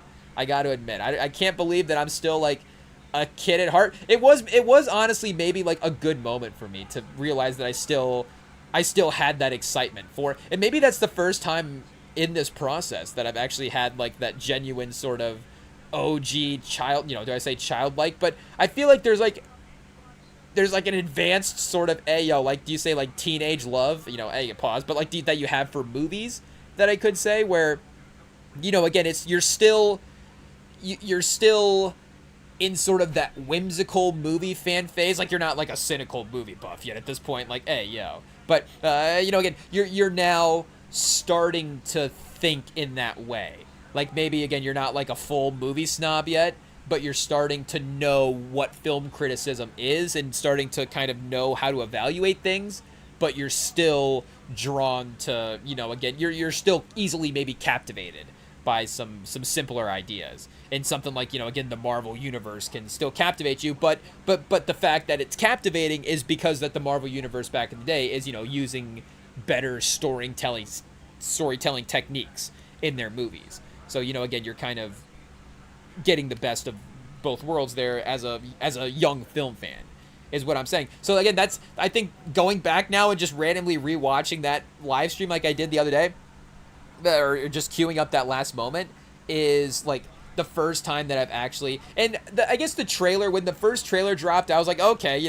I do love these OG characters. Like, I still have that, just, that's still that same love for the OG characters, that especially, and I guess with all due respect to Thor, like Thor is a little like the J. Cole of the big three. I don't think that's a hot take, but I think it's better for Thor that it is considered a big three, because if we're being honest, and again, Civil War is obviously the perfect example of this, the movie, but it's like, if we're being honest, it really is sort of a cap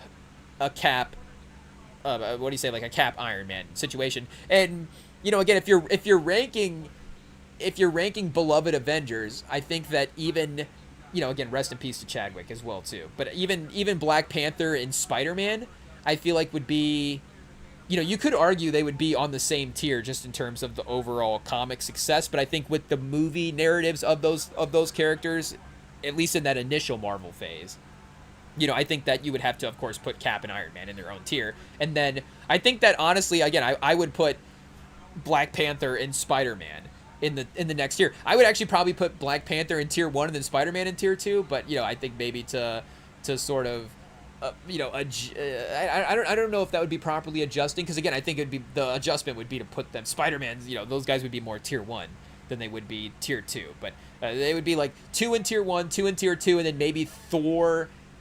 I think Thor and maybe Thor would be more like in a Black Widow tier. Again, that's not like Thor, like, I have, Black Widow disrespected in the Avenger universe, I feel like. Maybe not, but again, I feel like that'd be like the tier 3, and then Hawkeye after that. Maybe Loki. Like, I feel like Thor and Loki are kind of like equally beloved Avengers characters, but again, Thor gets grouped in with Cap and Iron Man there, which again is totally fine. It's like, yes, J. Cole can be in the big three. Like, we love that J. Cole's in the big three, but it's like, again, if we're being honest, it's, and first person shooter mode, again, you hate to say it, and if J. Cole had participated in the beef, maybe it would be different, because again, obviously, even though it didn't necessarily go well for Drake, there, like we were saying not a couple live streams ago, but just in that Iceman lead up cycle, there was still, I think, even a little bit of boost in popularity in some ways, a boost in name value that he had. Again, you could say, well, yes, everybody knew his name in this one way, but it's like, it's not like there, if I can say, looking back, it's not like we're, if I can tread lightly, again, there's definitely some harsh allegations thrown around out there, but I feel like we all, I guess I can't say that because the internet was going crazy, but I feel like for the most part, the reasonable non-online fan kind of processed all that, again, reasonably in the moment. Obviously, again, there's an online sort of section of it that's like maybe going to exaggerate a bunch of the stuff that's happening, and, maybe that part gets viewed as what the actual dialogue was. But, you go look at shows, you go look at the pod conversations from the time, and it's like, again, you could have your obvious Drake and Kendrick things, but people would, for the most part, I feel like, cipher through those lyrics, kind of appropriately at the time. But, again, it would have still just established that those three guys were on an equal competitive tier, but we didn't see that. We saw two guys be on an equal competitive tier because, again, one of them withdrew. So, again, I guess, and not to say that Thor, like, withdrew from, I guess, did he kind of withdraw from Civil War? He wasn't there? Hey, if he had been in Civil War, that would have made him a more loved Avenger, I guess? I don't know how that works, but either way, it would have been overpowered, I guess. But you have Vision there, so you just kind of make Vision more effective in the battle. Like, they basically just have Vision do nothing in the battle. Vision's just like, I'm just here to watch. Like, I'll just kind of just, zap a couple of structures every now and then to make the fight interesting. But Vision could have just stopped everything when he wanted to and just been like, what are we doing here? Like, hey, yo. And obviously, I guess at that point, if Vision had stepped in, that would have been a little different, because he would have been more, he would have been for the Accord, so he probably would have, And, he would have been locking everybody up, and he'd been like, okay, now it's just me and, he probably just would have ran away with Elizabeth Olsen at that point. Now there's no Avengers, and all of a sudden Thanos just comes in and wipes everybody out easily. But, again, obviously Vision, I think a little bit later afterwards. And, obviously I think it's not just people were against the Accords. I think, we have to look at the fact that there was also, again, an alien invasion that happened, and they did have to work together there, to get together. Because I guess they weren't together beforehand. Hey, chat, what are we talking about? The Marvel Cinematic Universe? I guess we're just, hey, shout out to the Infinity Saga. What a time, chat. Hey, what a time to be alive. Speaking of Drake, hey, what a time to be alive. He was talking about the Infinity Saga. He didn't even realize it. But is that what's on the cover of that album, chat? Infinity Stones? Are those diamonds? What is that? Hey, But what are we saying for, I guess, to go back to what we were saying originally, is OG hits the step back, chat, the mid-range. OG's just cooking tonight. Is OG up past 25? 20? I guess he's now just 21 at this point for OG. Is Sonny Lee also courtside, chat? Hey, what is happening? I guess any celebrity's courtside, OG Anunoby, is just going to be overpowered. It is what it is. It's like what are the things in 2K called, chat? Hey, now I'm washed. I don't even remember what they're called. Like badges? It's like a badge that he has. Maybe it's a new badge for 2K27, the celebrity courtside badge, because we have seen this in finals, and it has been for star players as well too. Again, obviously going back to LeBron and Durant in those finals matchups, you would have Durant and Rihanna, Durant's gonna hit a couple threes because Rihanna's a LeBron fan and he wants to prove Rihanna wrong, blah blah blah. Maybe there does need to be that. Durant has if Rihanna's courtside, he's extra motivated. Pause. OG Anunoby, if he's home for a Knicks game and then there happens to be a celebrity there, maybe courtside celebrities is also an introduction in 2K. They should, that would be interesting. That would be interesting if they started, that would be again, a real sort of stamp of approval for the fan. It'd be that now the fan sort of goes pro if they're in 2K. But imagine, Spike Lee has already directed a 2K sort of storyline. So again, there is a working relationship between him and the company. I guess I feel like it went well enough in 16 that it should, for 2K anyways, for Spike Lee. But that we're saying, hey, don't get that clipped out. But what are we saying for? I think between Spike Lee and 2K, it went well enough for the 2K16 edition that they would collaborate again. And New York could be the obvious one, but you could just start with one or two courtside celebrities for each home court arena. So again, even if you're a Knicks fan playing with the team, if you're playing the game in the San Antonio arena, you're going to get the San Antonio celebrity courtside there. I don't think, maybe, could you, but if you set it as your favorite team, maybe it just sets it so Spike Lee is just courtside at every game. That could be the setting. I don't know. Maybe you do add that in. I would say, I don't know if you could bring the fans courtside to every game, but maybe you could, honestly. Again, if it was just set as the one team. So for the Spurs, we looked up the Spurs superfans a couple live streams ago, and we saw that Danny Trejo is maybe a Spurs superfan. So it's if you select the Spurs as your favorite team, just Danny Trejo is going to be at every game cheering for you, or of course Selena Gomez as well too, another famous person spotted in a Spurs jersey, or I guess it would be Tim Duncan. Tim, I guess. Hey, Chad, I almost said Tim Duncan and Pop. I was gonna say a different version of it. But maybe you have Tim Duncan and Pop, again, maybe they wouldn't be courtside, but just for the 2K version of it, you have him courtside. Could be kind of fun. And then I guess we'd have to match super. So I guess speaking of J. Cole, I guess and Drake, I guess they might kind of be the super fans for their respective teams. Kendrick does obviously rep LA, but I don't feel like Kendrick has been as spotted as courtside to Lakers games as well. And I don't know, is there a Clippers thing as well too? We might have to go back and look there, see what the connections would be there, because obviously Nipsey Hussle would really rep Inglewood. So I don't, obviously rest in peace. I'm trying to think of the timeline. Would they have been in Inglewood by the time that before he passed? I'm trying to remember exactly. I don't, again, rest in peace to the legend, but I don't know exactly. Again, Kendrick repping the city, does that just automatically, means he reps the Lakers. I would assume so, but I feel like Kendrick reps the Dodgers more than he reps the Lakers. So, again, I feel like Cole is maybe a little bit more associated with Charlotte than Kendrick is with the Lakers. Again, it would be Nicholson, right? Would be the legendary courtside fan that would be there for the Lakers games. Or again, speaking of Snoop, I think Snoop might be able to take this spot. Again, I guess if it's some of those teams where if you have multiple courtside fans, again, Spike Lee would be available for 2K, but say it's not Spike Lee again, maybe it's like Tracy Morgan is available, and he's like, oh, I guess I'll be the super fan for 2K27, and now just Tracy Morgan is just at every game for the Knicks if you're a Knicks fan. But again, if you're what are we saying for the Lakers? Like if you just have Snoop Dogg instead of Jack Nicholson there for every game, that would honestly, I think that might be better for the 2K audience as well too. Again, I love Jack Nicholson, great actor. I feel like his movies have aged pretty well. Like the film fans do know about him, and again, he's in the Batman franchise, so that obviously helps as well too. Just even if you're not big movie buff or whatever, if you're just gonna go back and watch all the Batman movies, like you're still gonna get a pretty good overview of Hollywood history and some of the the big actors and big directors and stuff like that. But obviously Jack Nicholson would be included in there as well too. And again, The Departed is another one. I think that's actually kind of a sneaky good.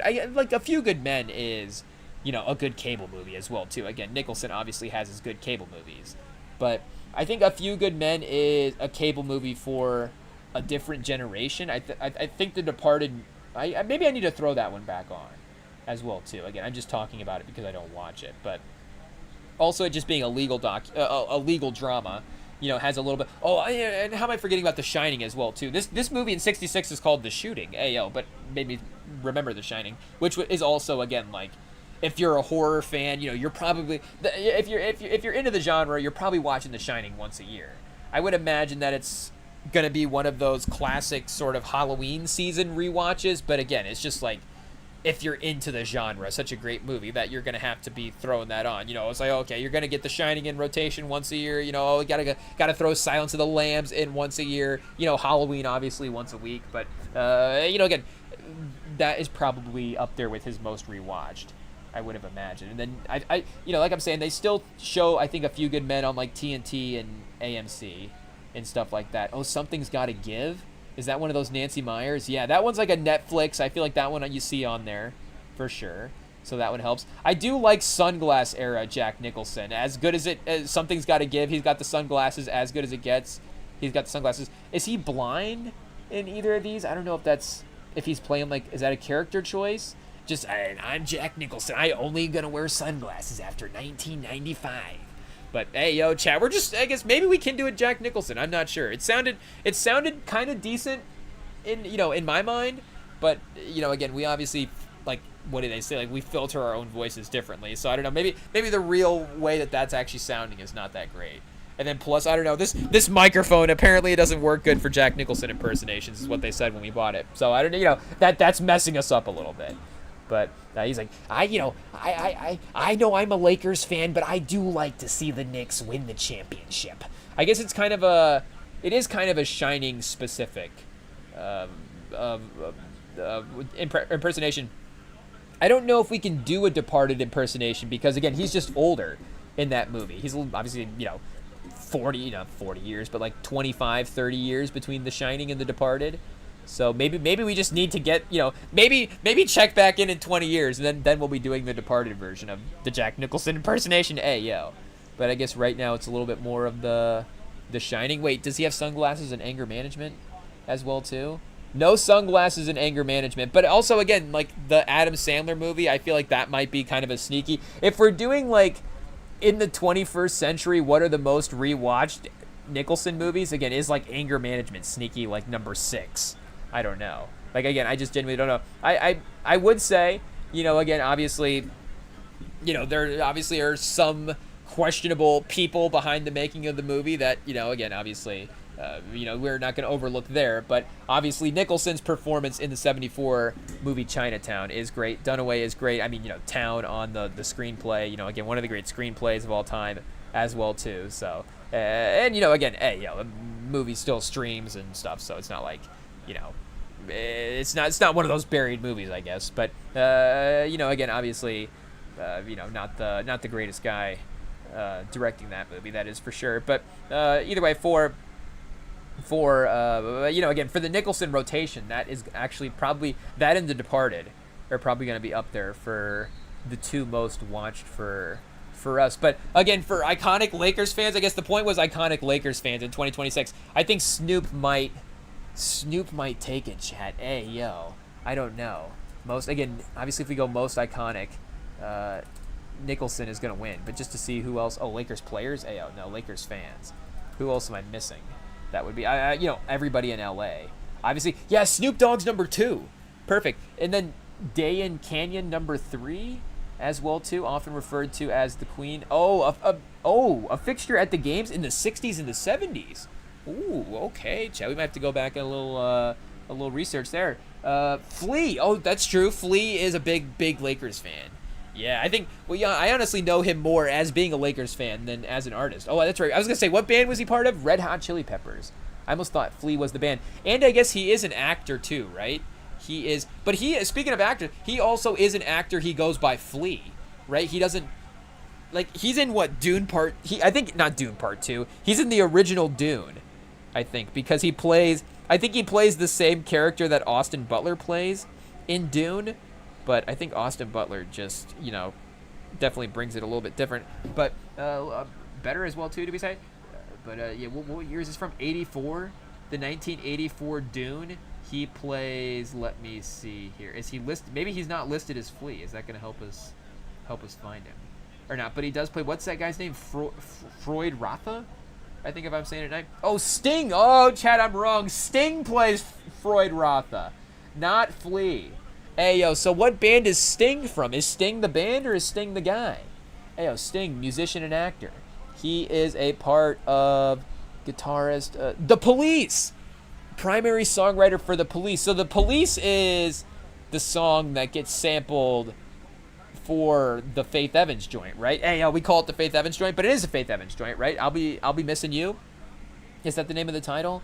I forget the name of the song now. Hot take. I don't revisit the Diddy album as much the last couple of years, but I'll be missing you is of course a classic song. Yeah, Diddy and Faith Evans, Chad. Hey, yo, but I'm pretty sure what's the name of this? That's the name of the song, the Police song, as well too. What's the name of the Police song? Featuring Faith Evans featuring 112 in memory of Big. Every Breath You Take is the Police song. So Sting, so they sampled Sting, Ayo, for I'll Be Missing You. Chat, do we just fire this one up right now? Hey, yo. Do we fire this one up after we trade De'Aaron Fox for Wemby, chat? Hey, yo, I'll be missing you. I guess what's the... Hey, yo, now I gotta... Every breath you take... see, chat, now I can't... I feel like that's a different song. That's a different song we're trying to break into there. Here, let me cue this one up. It's been a minute since I've heard this one, so let me see. And sometimes, like we said, sometimes you just get on the wrong, you get on the wrong note, and I'm starting on the wrong song. What was the mix-up we had earlier this year? We were mixing up Hit 'Em Up with something, and I forget what we were mixing Hit 'Em Up with. Something that was much simpler than that. But, the Fresh Prince of Bel-Air theme song, that's right. I was trying to sing the Fresh Prince of Bel-Air theme song, and I just kept trying to think, first off, whoa, and it's like, whoa, hey, that's not that. I don't think that's how the show starts. But I guess maybe that's how it did start, and then Will Smith got in a fight, and then they had to, move him out to Bel-Air. But let me see. Cue up. Wait a second. I'll Be Missing You. Let me see here. Okay, wait a second, chat. We got it. We have to take the earbuds out real quick.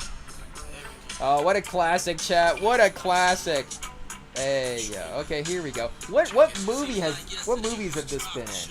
And I guess the song has probably been in the original song has probably been in a lot. Hey, yo, Chad, we're just listening to Diddy songs while the Knicks are winning the title? It is what it is. I mean, I guess obviously, Big. Hey, yo, Chad. Imagine if Chad, that would actually be sick. If Big was courtside for this game, that would be sick. Hey, yo, hot take that, obviously having the legend still with us would be awesome. Obviously Pac as well too, courtside. But obviously Pac with the LA association would have Well, I guess nobody was courtside for the Lakers when they won the title over COVID. That would have been the problem. But I don't know, you know, Pac tweeting about Lakers COVID title, that would have been insane, Chad. That would have been insane. I feel like Pac would have been like on the championship float. Though I'm trying to think, like, you know, again, the Lakers, I guess they weren't like great in the 90s as well too. Like that's the thing, like Pac kind of emerged like right as the Lakers were starting to move into that post Magic era. So he did drop, of course, a couple albums. I think he would have dropped maybe that first album right as they were making that last title against MJ. But I don't know if Pac was like seen. I'm trying to think. He did, you know, R.I.P. Of course, he did pass in L.A. Or did he pass in Vegas? I'm trying to think exactly what happened, because he was at like a place called the Forum, right? The night that he did pass. But yeah, I think that was in Vegas, not L.A. Or I'm thinking of a separate event maybe that happened that may have led into that. But where was he at before that? Hey, yo, let me see. Do we go not just drive by? I feel like they have a page for this. Hey, yo, you know, I guess we don't necessarily need to relive the event too much as well. But you know, again, and you know, hey, yo, speaking of Puff Chat, whoa, hey, yo. But, you know, either way, I'm just trying to think of, obviously, and just think of how much of a king of New York he would have been at this point. Like, he could have arguably had been the #1 New York legend. Again, if Snoop right now is arguably the #1 LA guy, like, you know, Big is kind of the same thing. And again, like we're saying, you know, would Snoop and Pac both be kind of simultaneously the LA? And again, you know, Kendrick in terms of the modern pop culture, but in terms of the legendary figure, you know, that Godfather figure, you know, again, Snoop takes the belt there. Is there anybody else in acting that I would be... Denzel? Like, yeah, Denzel for sure. But I guess... Hey, yo, I guess I don't know exactly where Denzel was born. Should we know? I guess, you know, again, I'm not one of the fans that, like, knows, like, oh, you know, everybody's, like, birthdays and things like that. But, Denzel is... Yeah, I guess he is a New Yorker, isn't he? For sure. I guess what do we mean by that? But I'm trying to think of, like, just his comments on, like, sports associations and things like that. Like, again, I don't know if he's, like, as a major presence as at Knicks games like some of these other guys are, but I'm pretty sure, you know, he has been associated. Let's see if we can look up here what we have. Or he's a Brooklyn fan. Yeah, he's a legendary actor and notable Knicks fan, they say. Yeah, I guess he's not a jersey-wearing Knicks fan. Hey, yo. But, yeah, obviously, I guess iconic next to Spike Lee here, too. Now that I'm seeing these images, I do definitely remember these as well. I guess this was a Celtics game specifically that he was at.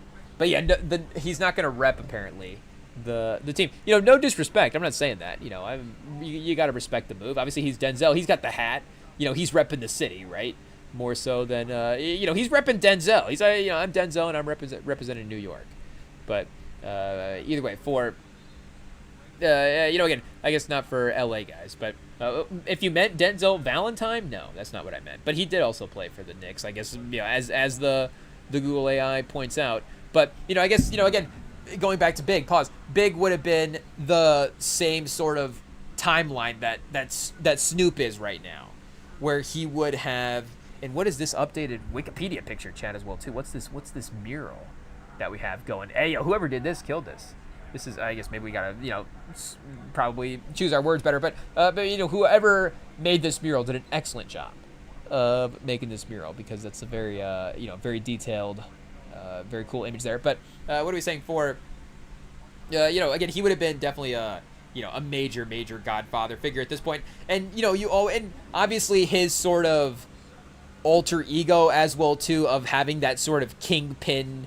You know, when you think of Big, of course, you know, with this sort of silhouette, you definitely think of, but that's definitely kind of like that younger, rise to power. I guess that's like that Ready to Die era. But you do have him, I guess, on the cover of Life After Death in that more mafioso style silhouette, right? With that, and I don't know what that mafia hat is. Like Jay-Z has that type of hat in Reasonable Doubt, as well too.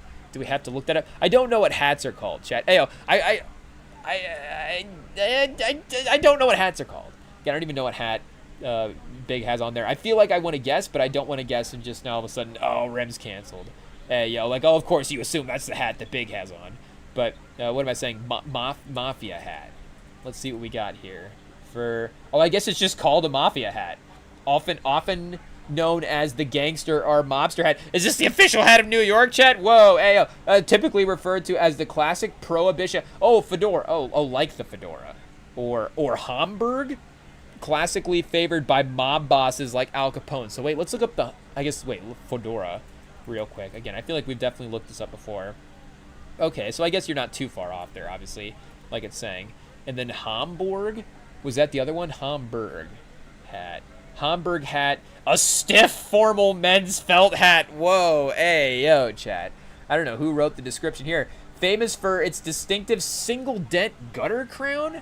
Whoa, yo. Oh, Mike Breen getting excited, chat. Third quarter almost up as we're doing a hat breakdown here. And the Knicks have tied it, but we're just in denial. It is what it is. Again, even a 1-point game, New York or San Antonio, we've given up every fourth quarter. We're going to go into MSG and lock in, chat. Yeah, that's right. That's what's going to happen. Sorry, I don't know who we're making more mad. We're making New York fans mad because we can't celebrate their team, and we're making San Antonio fans mad because we don't believe in this team, chat. This finals is going to bum us out all summer. Yo. It is what it is. We're gonna be. We can't be happy. We can't be happy till the Spurs get back. Yo. I honestly don't know what we would have done emotionally if I'm trying to think back now to that 2013-14 era for San Antonio. Like, what was I acting like that whole year getting back to that finals? Probably not great, Chad. Probably, I'll be honest, probably not great. But I'm trying to imagine if the Spurs hadn't gotten back and won that finals. Yo. Like, what a bummer. Like, we would even be more bummed out here. We'd be like, finally, we can, we can make up for that finals loss. And then it's like, nope, New York's just going to get us there. So, again, thankfully, we were able to get that revenge title back in the day. And who knows, obviously, like Wemby was saying in the press conferences, New York will never be back again, this New York team. So, unfortunately, we can never get revenge against this New York team. No, chat, we just jinxed it. I hate to say it. But, we'd love a rematch. Yo. Again, we got no nightmares, chat. The only dreams we see of this team are, a rematch. Yeah. But what do we on, chat? We're already chalking up the rematch, and we're up by 1 in the third quarter. And we can still make this 2-0. Yo. Like, is this Wemby performance tonight a Giannis level? Oh, it's getting there. It's getting there. We can't underestimate it. It's a 22-7-5 for 3 quarters. Not bad, chat. Yo, hot take. Wemby not playing bad tonight.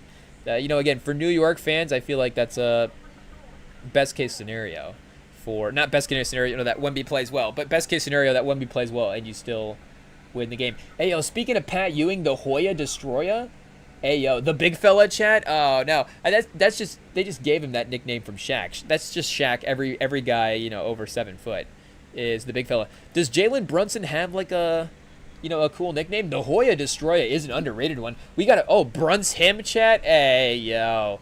I feel like the him ending name is definitely, well, I guess anytime, a guy's name ends in like a sun sound or something like that. Yo, you can flip that over to that type of thing. But I guess JB, obviously, if you want to go into Brunson Burner, that is for sure. The King of New York. Oh, chat, just taking it from Christopher Walken, I guess. Yo, Captain Clutch. I guess they have Captain Clutch on here as a nickname. I don't know if I like that for Brunson. It definitely applies. He is, Captain Clutch, but it's just kind of generic in a way that, again, like Hoya Destroyer. The great nicknames are, that's slightly specific in a way. Again, Hoya Destroyer is perfect because he's a Hoya. I don't know why, he destroyed the Hoya's chances of winning a couple titles there. No, Pat Ewing was obviously, playing for the Hoyas, and he was destroying other teams. So he was the Hoya Destroyer. But, I guess Brunson Burner is not bad. Because I guess it's like, is it Bunsen Burner? I guess that is like an actual thing, right? A Bunsen Burner. Here we go. Is that the torch? Oh, I guess it's like the old torch. Because there's like the big torches that they use in the kitchen sometimes. I guess I'm trying to think. I don't know if we actually have one at the restaurant. We don't have like a like a creme brulee situation. But if I see on the gram some guy whipping up like a fancy creme brulee or something, and then they torch the top with the big torch, what is that called, chat? Hey, I'm just gonna tell the kitchen to start making. Well, I guess we can't tell the kitchen to make anything, but I guess I should say I'm gonna bring that up as an option just to see if we can get a torch or torch burner. Is that what it's called? Yeah, chat. Why do we not have one of these? We definitely have to have one. We're a professional grade kitchen. We don't have a torch burner. What are we doing? Hey, yo, again, I don't know what we're needing for that. Or like maybe there's like sometimes there's like, I guess we're not this fancy of a restaurant, but sometimes you have like the fireside, not fireside, but like the table side fire dish situation where you like, hey, yo, chat. Now we're really showing our, you know, the fact that we just get lost in Instagram Reels, you know, in these kitchen situations sometimes. But what do you call it? Flambe, something like that. I guess flambase maybe is what it's called.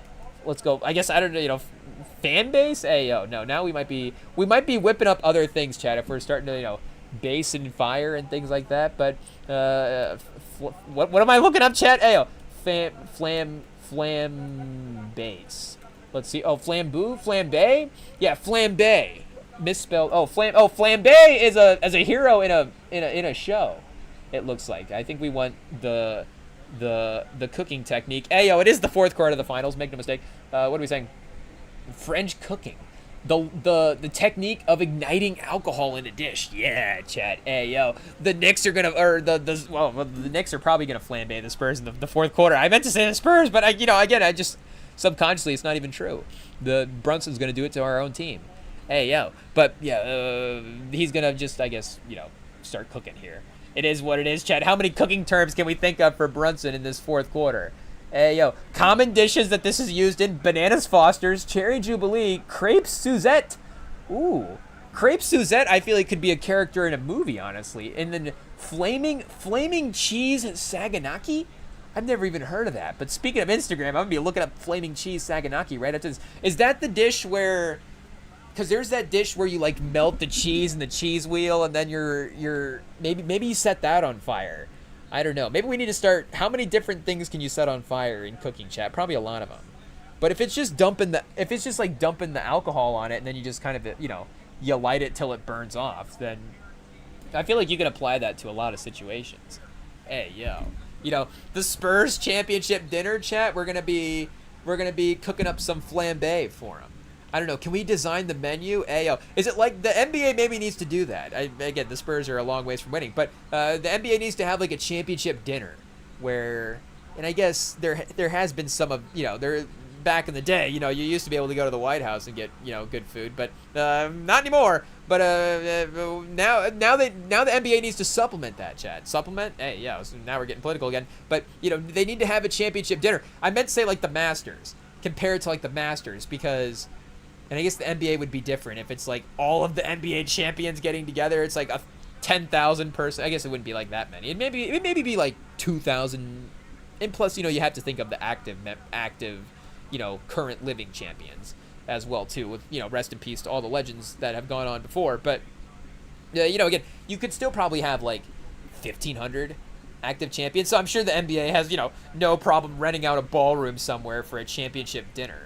But the Masters dinner is, of course, a little bit exclusive because you only have to add in the one. It's the individual sport. You know, you only have to add in the one dinner every year. You know, I guess you could do like a finals MVP dinner, but that would have been weird at some point if it's like, wait a second, why is Iguodala here and not Steph Curry? What happened? But, you know, again, obviously Steph did get his. So now Steph's at the finals MVP dinner.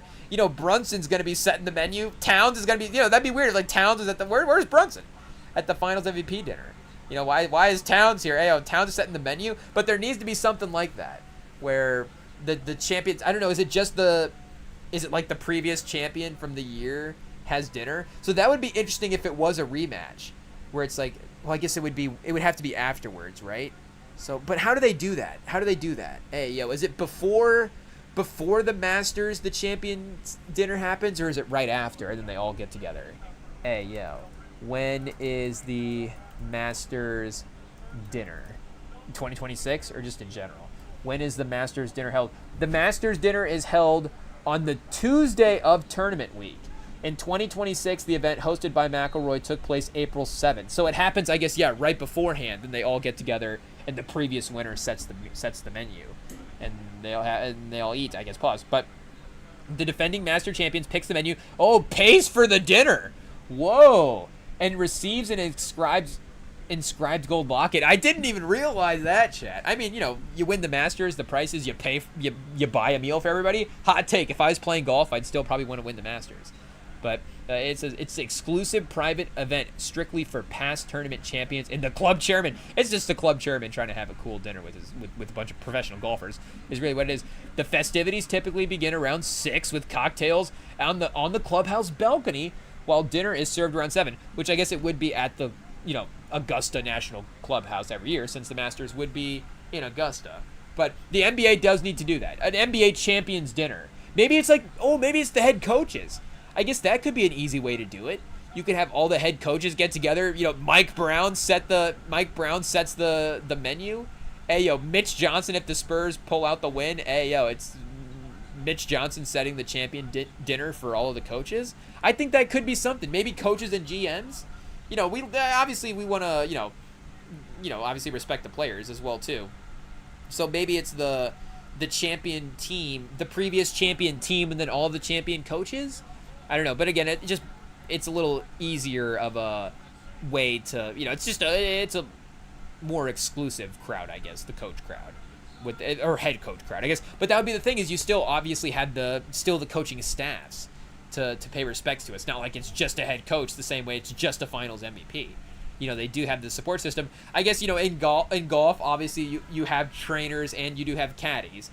But in terms of day of, the caddy is still very, very helpful. But again, day of, obviously. In tennis, the individual sports, you're kind of, on your own there for the performance. So it makes sense to reward that in that specific way. But I just, again, we're pro, hot take chat. We're pro good eating on the pod. Hey, whoa. We're pro, what do we mean, chat? We're pro, a good dinner on the pod. That is for sure. Hot take chat. DM us at REMINGTOM pod if you like a good meal. Hey, again, obviously we want to, tread lightly and be respectful. But, obviously, again, if that opportunity is a blessing and it presents itself and you have your ability to choose the menu, we're a fan of that scenario, chat. Hot take, we like setting the menu. So we just like the idea of winning a championship and then there's a meal afterwards. Chat, that's awesome. A parade is fun. For sure, I do like a parade, but a champions dinner where it's like you get to set the menu and all the champions are there and you're like, yeah, you know what? I wanted mac and cheese tonight. Yeah, I guess we're not like mac and cheese and hot dogs cut up. Now we're just what are we now? It sounds like a different type of dinner that we were just criticizing. But again, that would be a side on the menu. That would be there. Just basic mac and cheese, maybe bacon in it. I don't know. That would be a bit of a move. I guess it's not something that we traditionally do if we make mac and cheese. But hey, I'm sure it could be done. Why not? Maybe would it be more in just the topping, or would it be? I guess you would mix it throughout, right? Hot take chat. I don't think mac and cheese needs bacon. And there is a couple of restaurants that I'm trying to think. We went up to Wisconsin this one time with our cousins. And there was like this mac and cheese restaurant. So it's like, that's great. What I want for a meal? Mac and cheese. And then you get, of course, like the crazy topping. Do you want buffalo chicken tenders on your mac and cheese? Or maybe you want like a Caesar salad, or like some, you want like a pizza on top of your mac and cheese, where they'll tilt like the mozzarella and the pizza sauce and the basil. But it's on mac and cheese. It's not on a, pizza dough. But, again, hot take, you could also just have a mac and cheese restaurant where you're like, actually, I'm just selling blocks of mac and cheese. And you're like, you know what? I'm going to buy it because it's mac and cheese and I love it. And if it's homemade, you know what? There's not too many things better than homemade mac and cheese. I mean, obviously, like a boxed mac and cheese is still like, a boxed mac and cheese is still like a great role player. Like that's still, mid-level exception guy that can stand in the corner and hit a three. That's still like Jay Crowder. Like, maybe you trade him, maybe he gets traded a lot, but every time he ends up on the team, you're like, hey, you know what? Jay Crowder can play. But then if it's homemade, it's like, all of a sudden we just turned into, Jason Tatum at this point. It's like, this is the best wing in the league. I was like, is there anything, like if Jason Tatum's cooking, it's like, is there anything better than Jason Tatum? And then maybe it's like, well, I guess Jason Tatum is still, there's a lot of substance there. You know, again, maybe he's like consistently the third best player in the league, but you know, maybe mac and cheese doesn't quite get to like, you know, again, like a good burger or like fall off the bone, like rib, you know, the tenderism with the ribs or something like that. Again, maybe that is still like the main dish at the end of the day, ayo, when it's done best. But again, it's like, you know, the baseline for mac and cheese is still pretty great. Like the floor for, I guess in Tatum can still have his games. But Wemby with the 4-point play, chat. Hey, yo, I can't even get my hopes up. 10 points, 7 minutes, it means nothing. And Wemby now falling on his tailbone, legit just, you know, karma for Castle pushing Brunson earlier and Brunson falling and landing on his tailbone. So, you know, I think same scenario where it looks like Wemby's going to be able to get up and shake it off. Again, that's obviously that's a bruise that hurts when it happens. You know, it's going to take a second to, you know, hey, yo. You know, and then plus if you like land on your tailbone as well too, that's like that spine, then it can kind of like, you know, hey, yo, like kind of like mess with the skull as well too in a little ways. I don't know. Medical corner here with REMINGTOM pod. But you know, again, for the obviously I guess anytime you take a fall like that, you're just gonna have to, you know, take a second to collect yourself. But either way, just the karma for what happened earlier is funny. I'm sure the New York fans are definitely gonna be pointing that out. But hey, yo, you know, Wemby, what would Wemby do for like a French championship dinner? You know, I don't know, French cuisine. I guess, you know, there is obviously like, you know, the French cuisine. There's like different styles, because there's like, you know, you get obviously in like a Cajun sort of style, but then I feel like there is like a fine, not to say that Cajun's not fine dining, but I mean more like the, you know, the small portions, the snooty sort of, you know, big plates. You got the little high end sort of situation. I feel like French gets into that as well too. That is also like I'm trying to think. The Menu is that sort of horror movie about it, and that's about a restaurant that's up in like, I think, what's that? What's Scandinavia? Is that what that region of the what's that region of the world called, Chad? Hey, yo, is it Scandinavia? I think that's up there in somewhere, you know, that northern part. And they get into the, you know, the portions and the crazy sort of food sciencey. They almost go really crazy with the experimental food sciencey. I was looking into some restaurants once where I was like, this isn't even real food. You're just eating science experiments at this point. Like, I don't even know if I'm interested in this. Like, even, you know, I'd be interested in going to some fine dining restaurants just to try it out, you know, and to see what's going on there. You know, a hot take, you know, it'd be fun. But still, there are some of those really high-end experiment ones where it's like, I guess, you know, the group would really have to talk us into it. Hey, yeah, you know, like, okay, I guess we're going here tonight. But I don't even remember what we were gonna look up at this point as well too. Some restaurant, I guess, somewhere. I guess, you know, Wemby cooking up a French dinner. I guess what would be Wemby's menu for the thing? I guess it could be like, it could be that. I guess it could just be the championship team hosts a dinner and the finals MVP sets the menu, is essentially what it is. Or it could be, what it could be is the franchises have to host a championship dinner. So not every franchise, of course, has multiple titles. You know, even though the Knicks have obviously been a long time, you know, there are still legends that have been, that are around, that have won a title. Or maybe it's every team that makes a finals, or I guess maybe it's just any player from the franchise ever. Like, if the Knicks win the title, does that mean they host a dinner for every Knicks player that's ever played? I guess then it's like, what does that mean? If you got traded, this is like the ring scenario. Like, if you were on the team for any point of the year, do you get a ring? It's like if I was on the team at any point in the franchise, now I just get to be at the championship dinner. So maybe again it goes to guys that played in the final. So it's like, you know, Walt Frazier and some of these great Knicks players get to play or get to be there, and then maybe there's some special invites sent out. So like Melo could be invited. Like, you know, shout out, obviously, you know, maybe the team was never able to orient itself quite right to be able to make the finals run, but it's like he was great. He should still be able to be at the champions dinner, I feel like. But I guess that's the Masters thing, right? It's not like they just get to invite a cool golfer just because he's cool. It's like, you know, if you win the Masters, that's how you get to the Masters dinner. You know, you have to actually do the thing. Pause. But Hey, yo, chat. You know, the long road back. Oh, Brunson slicing to the basket, gets the layup, 5-point game. Mitch Johnson, did he just call a timeout right away? Hey, yo. He's got 4 of them, so 7.5 minutes left. You know, maybe don't end the game 3 down 2-0. Maybe don't end that game with all of your timeouts if the Knicks are going to start, you know, working their way back here a little bit. But, yeah, immediately you just know, like, the collectiveness, the collective, you know, calmness of the Knicks, and then combined, like we're saying, with that home crowd powering them on. Like, it's going to be a brutal task here in the final 7.5 to be able to outdo this one.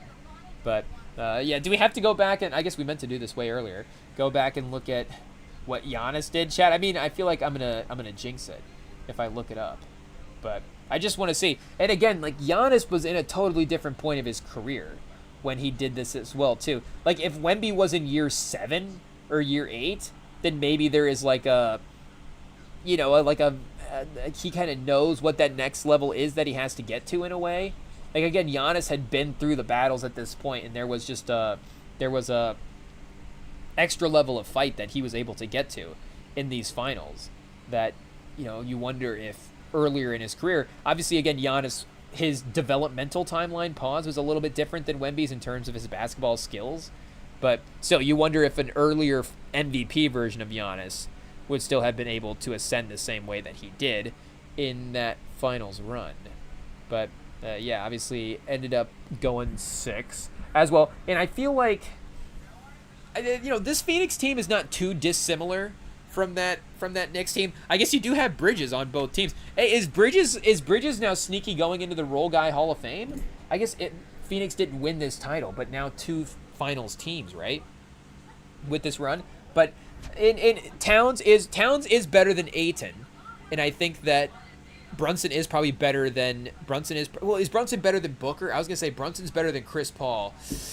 You know, New York fans are gonna say that Brunson is better than Booker. Booker was really great this year, and really great next to Chris Paul as well too. You know, obviously having that, you know, is that maybe like, oh, Brunson didn't need Chris Paul, but it's like, oh, you know who would also make Brunson better? Probably Chris Paul, even if they're a little bit more overlap stylistically. But also it would be the other way. You know, who would make Brunson better, like a Devin Booker type, if he had that 2 guard. You know, obviously, you know, again, Towns and having the perimeter creation around him that they do works out great. You know, it's working well. But I'm just saying that Brunson would still be a great backcourt player if he had, you know, again, Luka's like a different style player.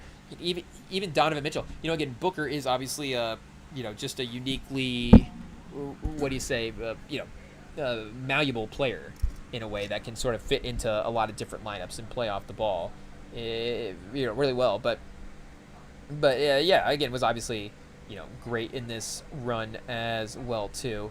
Finals numbers, playoffs numbers, anyways, 47, 32, and then 27% from, or 27 points a game. I guess Brunson's percentages are probably a little better than Booker. So again, I'm not saying that I'm convinced that Booker is definitely better than Brunson. I'm just saying that I think it's a conversation.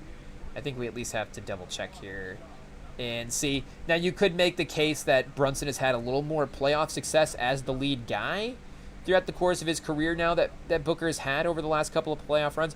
I guess Brunson, this playoff run, it is pretty similar. It is pretty similar. Again, I guess if we go series by series and game by game, he's obviously, you know, it could be different, but 46% from the field, 33% from 3, 26 a game for Brunson. Assists, 6 a game for Brunson. And again, leading the offense, creating things in a little bit of a different way than Booker does. You know, he's probably better as a point guard than Booker is as a point guard, but Booker is, you know, arguably a better shot maker than Brunson is. You know, again, obviously, you know, Brunson's gotten to that level. But, yeah, I just don't know if Wemby's at the point in his career where he can activate in this type of way. We've definitely seen him play better the last 2 games, you know, 26. And again, these are great. I'm not gonna discredit this performance in any way. You know, shout out, we're up by 5 here. I hope he really closes this out. Again, the guys are stepping out. Castle 7 for 13. You know, the 3 points a little, you know, whatever. But you know, again, this is a really encouraging performance if we're looking big picture. Again, unfortunately, it's the finals. I don't think you can look, you know, big picture. You do have to look at what this series is. But you know, again, like, okay, there is hope that we can, you know, close out this game again. You know, hey, yo, we're using the H word here, but But again, for what Giannis was doing in this series, like, do we remember Giannis was averaging 35, 13, and 5 in this series. He was averaging. And again, didn't even have 30 in the first game. Chris Paul had 32, led everybody in scoring there as well, which shows you why you won it. Chris Paul is just going to go out and just go crazy in the first couple of games. Like, let's go back and look at Giannis in these last couple of games. And again, obviously, shout out. Wemby could maybe get to this point at some point in his career where he is putting up this type of production. But this is different than, let's see Wemby all of a sudden put up a 28, 8, and 8, and he's playing efficiently. And maybe Wemby has a better supporting cast slightly than Giannis does. But again, Drew Holiday, farther along in his career than Steph Castle is at this point. Middleton, farther along in his career than, anybody else, like Vassell or, Harper as well, too, if you want to make the comparison there. So, again, maybe the depth after that is a little better for San Antonio. But obviously that top-end talent is going to probably be making the difference there, like we're saying. So, yeah, I mean, he has a 42, a 41, and a 50 here in the finals. And he lost scoring 42 as well. But again, take out the 20-point game that he had, and he even had 26 here in a 109-103 win, but still was 11 for 19 from the field. So still a overall good performance. And probably would have even had more, if I guess he was 17 for 19 from the free throw line in that last game. But, even had his free throw struggles that he had to deal with there as well, too. Went 4 for 8 in one game, and then he put up 32 points, 9 rebounds, 6 assists, and went 4 for 11 from the free throw line. So if Giannis had gone, 8 for 11 from the free throw line, he's at another 40-point game there in the finals. So, and again, I think there was some mental stuff there as well, too, with his sort of time and him having to sort of rethink maybe his count and the Phoenix fans focusing on that. But yeah, Giannis the last 5 games, going 5-1 over the last finals games there against Phoenix, was 38 points a game, 12 rebounds, 5 assists. So, I mean, we're talking about one of the absolute just most generational final runs that anybody's ever been on. And again, I guess you have to imply that, saying that you ripped off those 4 wins in a row there. And, again, shout out. They obviously had the role guys step up and make great plays. Middleton was awesome. Again, Holiday was awesome. Lopez was really important for him that year. Portis, all those guys were doing a great job. Hot take. You have to have a great team to win the title. But, again, Wemby, and maybe Wemby does end up getting, closer to 40 here, whatever. Like, he's 28. What's if he has 32? Like, Giannis had 32. But, again, like, Giannis was even leaving points on the board and dominating defensively in a way that just Wemby hasn't quite been this series.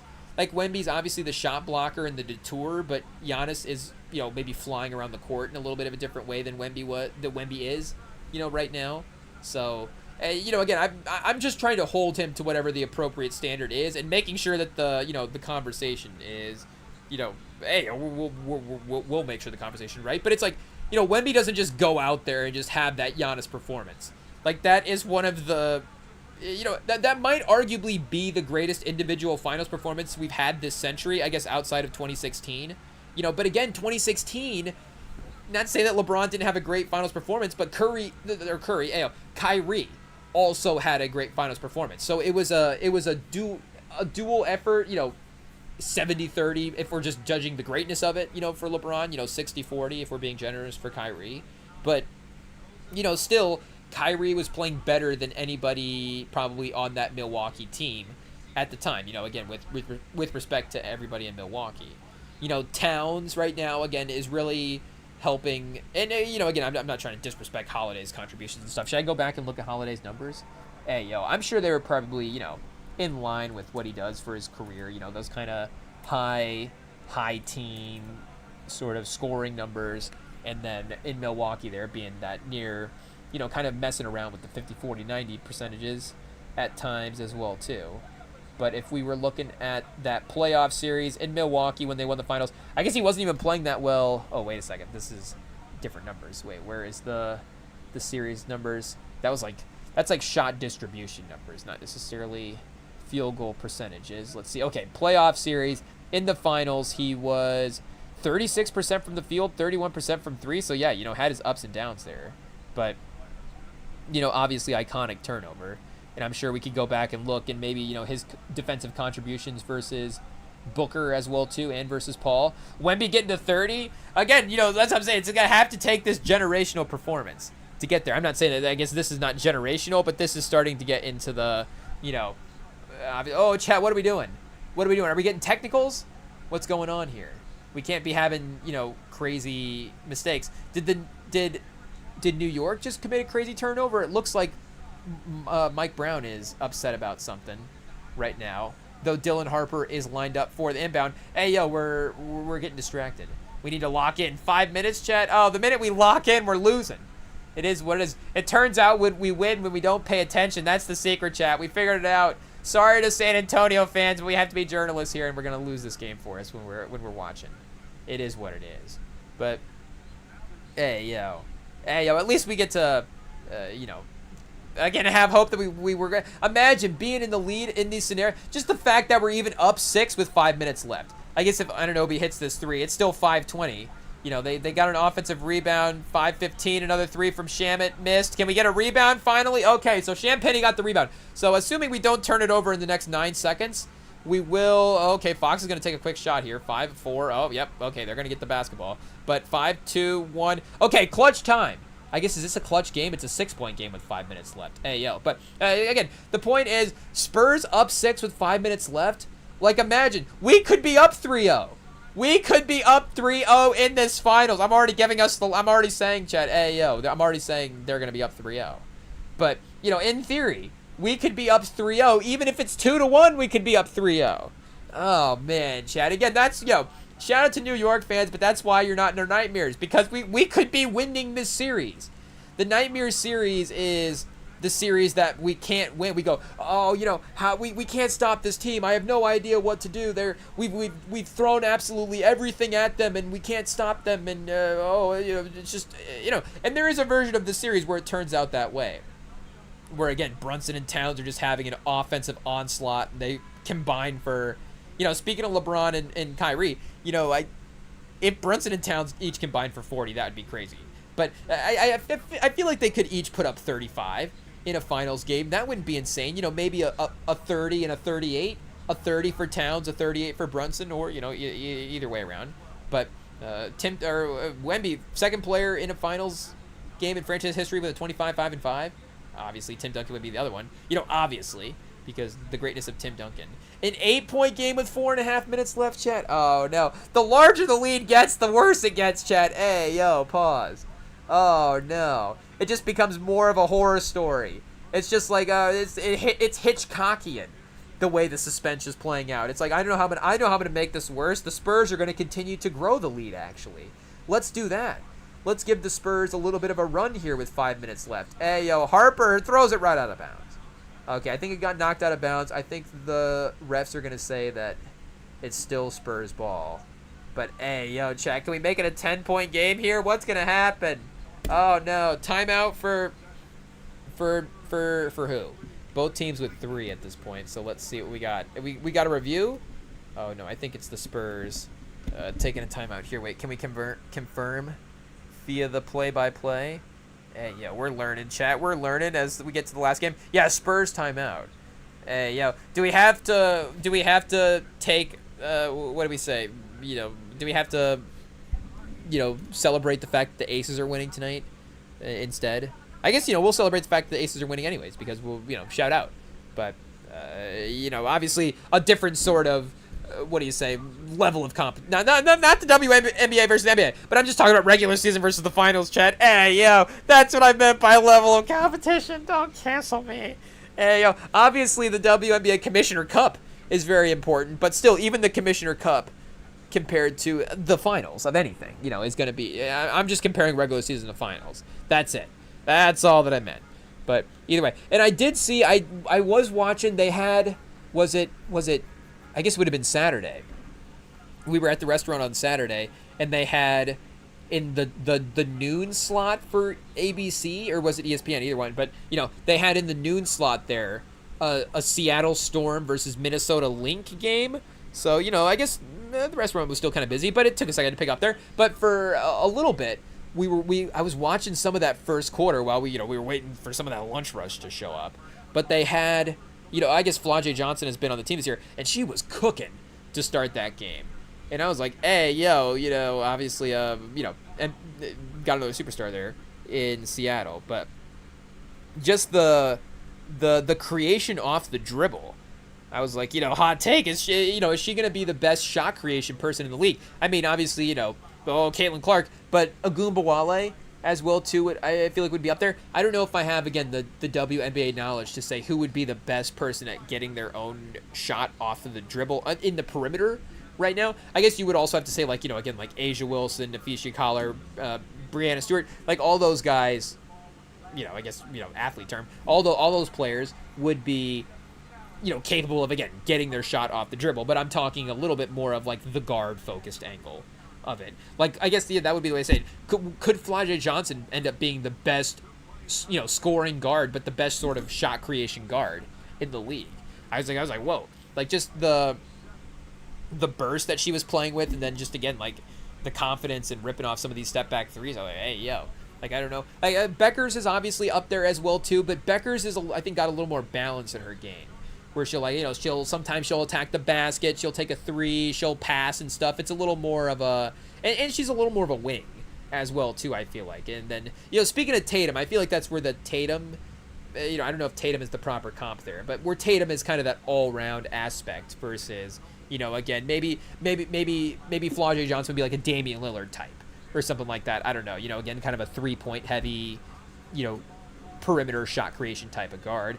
Or we could say Steph Curry, but, do we want to put Steph Curry comparisons, again, on any athlete? We're talking about, different level at that point as well. Again, Dame is great as well, too, but still, Steph, obviously, a different thing. Wemby with the block, chat. Okay, 4 minutes left, up 8. Here we go, chat. Hey, do we keep the Aces score up in the background for no spoilers? Actually, we'll go back to the ESPN for the other one and try not to look. Wemby for three. Okay, off the front of the basket, but a big rebound by Harper. Oh, and Wemby skies in and misses the layup. I feel like he has struggled a couple times if he's not just dunking it, which, you're 7.5 feet tall. Can you not just dunk it every time? But I feel like if he's not dunking it, he's had a difficult time with his layup package. Pause. In the finals so far. Again, that could be mental. That could be figuring out how to dial that in the offseason and really, take the offensive game to even another level than it is already. But, yeah, hey, what's Shamet? Shamet thinks he's going to take Wemby off the dribble and get the block there? Hey, or get the basket? What's he doing? Hey, Caruso got all these guys thinking that they can battle Wemby here, I guess. But, okay, free throws for Brunson. Gonna cut into this. I guess we got another timeout here for New York. I guess can San Antonio call it a timeout for New York while they're in free throws? I don't know. But 3:40 left, up 7, chat. I mean, again, if we do win this, it still is obviously a long road back. But, again, at least it does keep and maybe the league needed the Spurs to get the win in Game 2 or Game 3 versus Game 4. Because, again, like we were laying out earlier, the New York, they have that emotional peak after winning that first finals game back in MSG after all these years. The Spurs take the next couple. The New York wins in Game 6. But, if the Spurs are winning in Game 4 and Game 5 down 3-0, the league is just going to have a more difficult time drawing interest into those games because I think we all know that and I'm sure people still watching, Wemby's, exciting, New York, again, that's going to have just a natural sort of national fan base that's tuning in anyways. But, again, the league obviously works better even in a 5 or 6 game scenario if the Spurs can win the games in more competitive spots, if that makes sense. So, closing out one of those Game 1 or Game 2 would have really been ideal. But I guess the league's like, okay, we'll have to give them a Game 3, I guess. And then maybe they can, then Game 4 becomes even more high pressure. Game 4 again. I mean, but Game 4 with the Knicks having a chance to win the title is pretty high pressure. I mean, I feel like the Garden is still pretty alive, and I feel like the NBA community / the greater sporting community / just the national entertainment community is tuning into that anyways. But for again, the competitiveness of the series, I get that having that opportunity for the Spurs to tie it up in Game 4 is also pretty enticing as well too. So 102 to 108, chat. Here we go. 3.5 left. Who is going to close out for the Spurs? Who is going to step up as the end of the game shot maker here? We do have the opportunity, obviously, with 3.5. We could just get a couple of stops maybe and close this out. But, I mean, New York immediately forces the turnover. The pressure. So, De'Aaron Fox, chat, I mean, he played well in a couple of the games. We can't just, put the entire final series on De'Aaron Fox on that turnover right there. But that is not a helpful turnover for, the offseason quickly approaching. I tell you what. And especially, again, him having to be a veteran guard in this situation, a point guard, a real, calm the team down scenario type of guy, and just get overwhelmed on the perimeter and turn it over is a tough look. But Towns misses the 3. Neither team has made a 3. In the corner, Spurs 0 for 6, but New York is 0 for 9. Vassell making Spurs 0 for 7. So I was going to say, a make there would have, been timely. But New York now has a chance to, cut this to 3 if they make one of their own. Brunson takes Vassell off the dribble. Hart open. Oh, Vassell. Oh, Brunson fakes out a couple of Spurs guys. And Castle with the block. Oh, Harper with the block. Oh, Fox with the block. Oh, wait a second. Whoa, a lot of defense there for the Spurs. Pause. But Castle did get the block. And then Fox did get the block as well, too. I guess did we just not want to give him credit after getting the turnover? But he does make up for it there. Brunson getting into the body of Castle. Would Shea have got the foul there? Shea probably would have got a foul. But the block by Fox on Towns was clean. We got to give him credit for that. So shout out. Okay, he's making up for the turnover. He's equal. Oh, and now Wemby gets Towns. Hey, yo, Towns, chat. Oh, it's good to see Towns complaining for fouls again. Hey, yo, that's the Towns we're used to seeing. Hey, yo, it's sort of, half upset Towns, playing well, but it's like, oh, complaining face. Hey, yo. Fat Joe and DJ Khaled still sitting next to each other courtside, chat. Hey, yo, neither one of them standing. I don't know if we've gotten a standing ovation from either one for the whole game. Oh, but Brunson hits a mid-range, 104 to 108. Can we get a DJ? Oh, nope, they're still sitting, chat. When will they stand? If Brunson brings New York back, will DJ... Oh, Fat Joe is standing. Okay, Fat Joe's up and DJ Khaled's still sitting. So we'll see. We'll keep an eye on that for here. Can Wemby bring DJ Khaled to his feet? Hey, yo, Chad, nobody's ever done it before until Victor Wembanyama. Oh, Castle for 3. Oh, Chad, a dagger. Hey, yo, the Spurs. Do we have our swagger back? Did we kill him with the 3? I guess we got the dagger back, Chad. Hey, yo. Oh, Bridges a little loose with the dribble there. Pause. Whoa. Hey, yo. Okay, Brunson, it's still not over. 90 seconds left. Up by, this New York team is never dead, Chad. Hey, yo. They're the Michael Myers of basketball teams. And the thing is, they will be back in the next game as well, too. Even if we, lock them under, if we'll lock them in the dig out a hole, lock them in it, burn the house down on top of them, cut their eyes out. It's like, turns out Hollywood will just bring them back. Hey, I guess New York hasn't always been, back in the finals in that way, but in terms of this team, making those runs at the end of games, like we said, time and time again, they're never dead. They're never out of it. They really, this New York team really is almost like a slasher villain. In that type of way where you watch the movie and you kind of think that you can beat the slasher villain. Like, I guess there are some, I don't know, Texas Chainsaw Massacre might be. I tried to watch Texas Chainsaw Massacre on Tubi the other day, the original one. I was like, okay, which is the iconic one? And I was like, oh, it's probably the first one. So I was like, okay, let me throw that one on. And I hadn't ever really seen that before. And the van stuff was super creepy, obviously, in the beginning. I don't know if we want to give out spoilers, but they pick up this hitchhiker at the beginning. And I don't, I guess maybe I need to finish the story, but that stuff is super creepy. And then they get to the, hot take. They get to the stuff where I should say spoiler alert. They get to the stuff where they actually start chainsawing people. And, again, that's kind of implied in the title. But when they when they start chainsawing people, that's when I was like, oh, I actually turned it off. I was like, I can't watch this. I was like, okay, I think I understand where the movie goes from here. This guy's just gonna chainsaw everybody, and then I was like, okay, maybe that one final girl there makes it out, but otherwise, you know, he's getting everybody, and it's gonna be brutal. At least Michael Myers, you know, not to say that it's quick, but I don't know, the kill creativity is different, and you know, burning somebody's faces off in a hot tub apparently is watchable, but a chainsaw is not. I don't know. A chainsaw is brutal, Chad. Oh, Brunson for 3, 108 to 111 with 30 seconds left. Here's the Chainsaw Massacre. Oh, Chad, I guess, I don't know what we can use as a nickname there for Brunson, but, you know, if you know, respectfully as a slasher villain, if we were going to use the Chainsaw Massacre villain, we'll just call him Michael Myers. We'll just call him Michael Myers. How about that? Brunson Myers? Hey, yo. This is Brunson Myers, Chad. Oh, what a shot. Is that Fox? Was that Wemby? Hey, yo. No, was that Fox? Oh, Chad. Thankfully he made up for that turnover with a couple of clutch plays here at the end. 108 to 113. 5 points, 13 seconds left. I can't look at the ESPN. I'm just going to click over to a random tab. Oh, the Homburg hat. Hey, yo, shout out. Let's just go back to 82-0 for a while.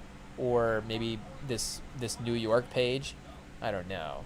But, yeah, we're not going to get any spoilers, chat. I guess I assume that the Spurs are going to close this out with 5 points, 13 seconds, but you just never know.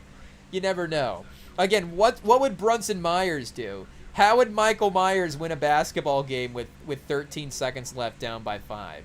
Do we have to script this out in the chat, GPT chat? Hey, yo, Michael Myers, first off, he takes the shooting guard and, you know, takes him into the locker room and, you know, turns the sauna on him and locks him in the sauna. So now the shooting guard's locked in the sauna, and the small forward is, you know, gonna get, I don't know, smothered in the towel basket or something like that. You know, hey, yo, pause. And then maybe he uses, like, the shoestrings of, you know, something on somebody or something. I don't know. You know, hey, yo, how would Michael Myers do? I feel like somebody also gets, unfortunately, like, bludgeoned with the basketball.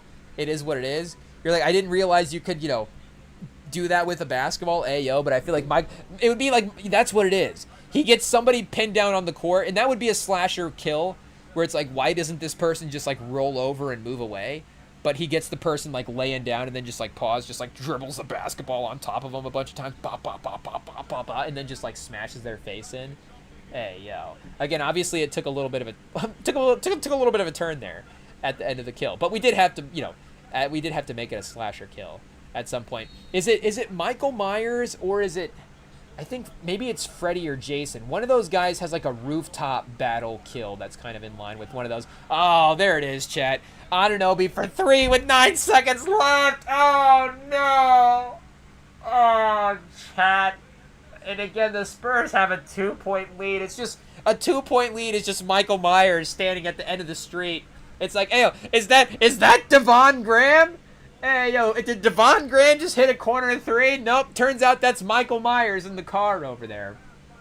I don't know. Did we ever bring up Devon Graham in that series, chat? I think that might be sneaky, like, my favorite line in the whole. I don't think it's my favorite line in the whole movie. It's got to be some sort of Donald Pleasance line.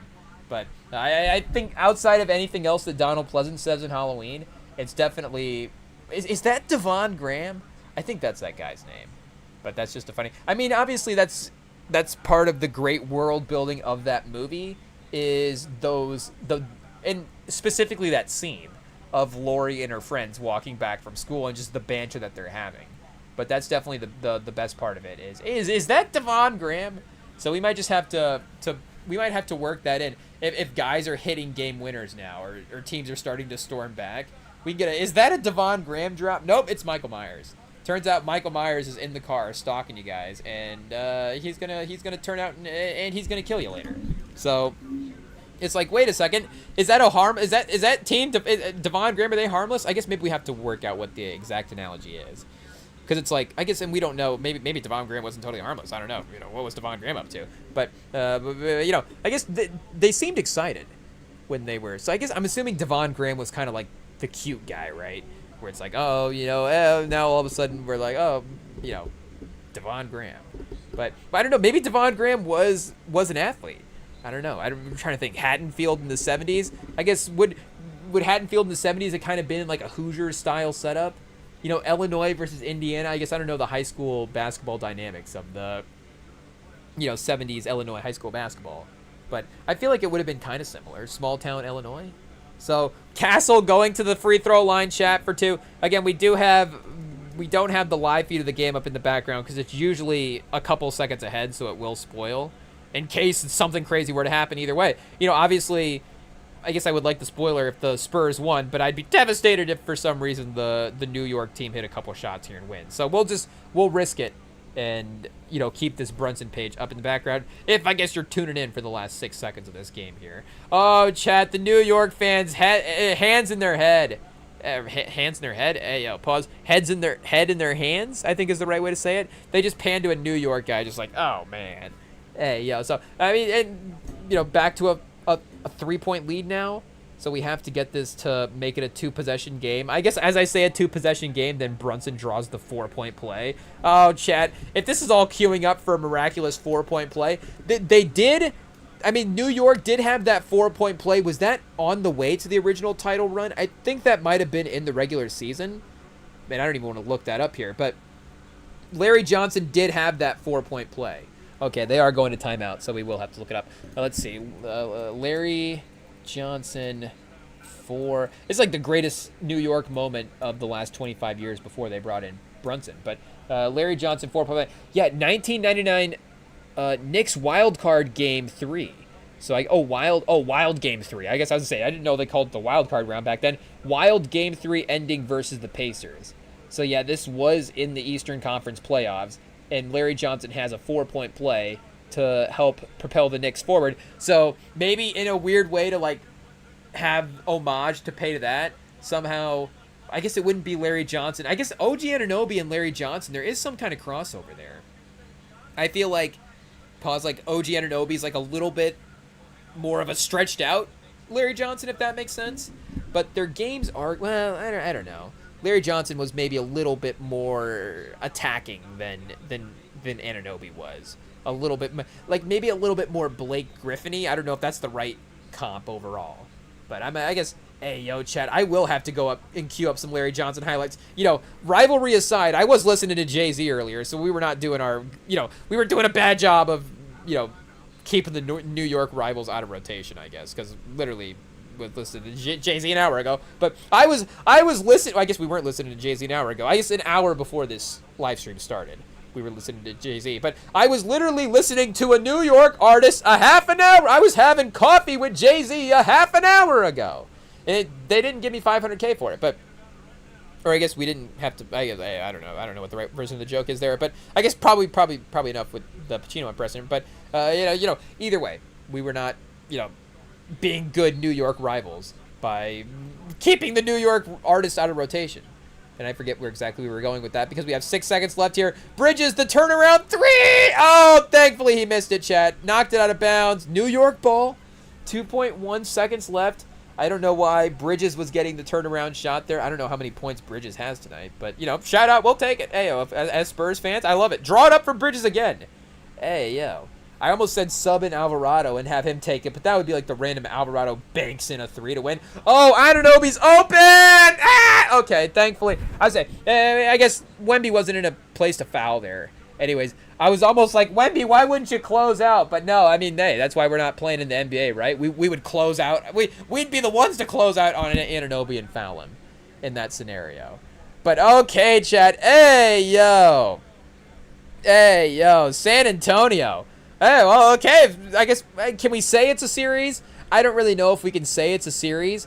I think it does make the first 2 games, unfortunately, a little bit more painful, the way that this one played out, because, again, this one still even had that chaotic New York trying to not stumble back, but, New York fighting back to win the game type of energy at the end of it, and San Antonio was able to hold them off. You know what happened in the first 2 games? San Antonio didn't hold them off, but we were in the lead in the first quarter for both these. 33-22 after the first, giving up 42 in the second. Here, just go back and just, we're not going to promote self-harm on this pod, but we will go back and look up the look up the first 2 games of the series. Spurs 27-19 after the end of the first quarter. Fourth quarter, New York wins 29-19 by 10. Win the game by 10. Game 2, New York wins by 1. Of course, Wemby obviously throws, and I guess we won the fourth quarter there, but we won the first quarter, gave up 31 in the second, lost the third quarter again, and then Wemby throws it off Castle's butt in the final game. Ayo, pause. And then this one, we were actually able to close out. So there is a world where, New York fans are not only bummed because they didn't get to witness their team win a finals game for the first time in 50 years, but they're also bummed because they could have been down 3-0. Now, again, obviously they're a great team, so it could be the randomness of the series. It could be 2-1 for San Antonio, whatever. I guess those are the only 3 options that we have at this point. Or I guess 3-0 for New York, so those are the 4. But, again, the point is the 2-1 sort of score on the series is not too bad. Again, I know we invoke this series a lot for comparisons, but those Denver Lakers series were, those are informative series for me in terms of the fact that, like, a series can be close, but also, look bad on paper. Like, you go back and look and, like, oh, LeBron got swept by Jokic. Hey, how did that happen? It's like, well, they lost every game by, like, 2 points, which is, again, Jokic was able to close them out, but also, Murray hit a crazy shot here. Maybe there was a missed 3 here, where those games were genuinely close, but, you have to give Denver their credit for being able to close, or they won in 5, and it's just like they closed them out every time, which, again, is the sign of them being a better team in some ways also, but, also proves that there was just that general evenness throughout the course of the series. Again, you go back and look at, like, 2017, finals versus, those Cavs Warriors after they got Durant. And it'd be like, okay, I think 2017 went 5 games, and then maybe 2018 was the one where they actually swept, or I'm getting that backwards. I don't know. But it's not like those were 5 close games, the entire time or whatever. The Cavs got their 1 after the series kind of gets out of control, and the Warriors basically dominate the rest of the series. But, this series has had a little bit of what-ifness the entire time. So competitively, that's also good. But mentally, for Spurs fans, that's also traumatic. Because you're like, we could be winning this series. And, again, this is still not even the best version of this San Antonio team. This is not even them playing their best basketball for whatever the best version of this year's team is. So, again, there's just a lot of reasons as to why, timing matters into the finals and, all this stuff. But, 2-1, we're back in it a little bit. Pause. I guess we can give up hope because check the tapes. I've already done it. And I still don't know if I'm mentally, resorted back to us saying, like, oh, we're back in this series, we can win the series. Again, on paper, I guess we can. Wemby with his 32 and 11 for 18. I'm sure if he has a 40-point game, we go back, this 32-point game, fits right in there, pause, for a historic performance. I guess that is the question, though, at this point, not to put it all on Wemby. I'm not putting this on Wemby, pause, to blame him if the Spurs don't lose the series, going forward. Again, the blame is for the games that have already happened. And for the games that are going forward as well, too. But, again, for what we're saying, the point is Wemby going to have, again, like a 40-point performance going forward? Or is this the high end of that? Because if he's 26 in the next game, if he's 26 and somebody else is 20s and, whatever, it's kind of the same thing. I think New York is going to claim the win. They're going to need that generational star battling them. And, I guess if Castle has a 40-point game as well, too, like, somebody just has to step up, and not just step up, but, like, step up in a generational way. So, again, 32, 8, and 6 is 1 turnover is pretty close to getting there, and 3 blocks.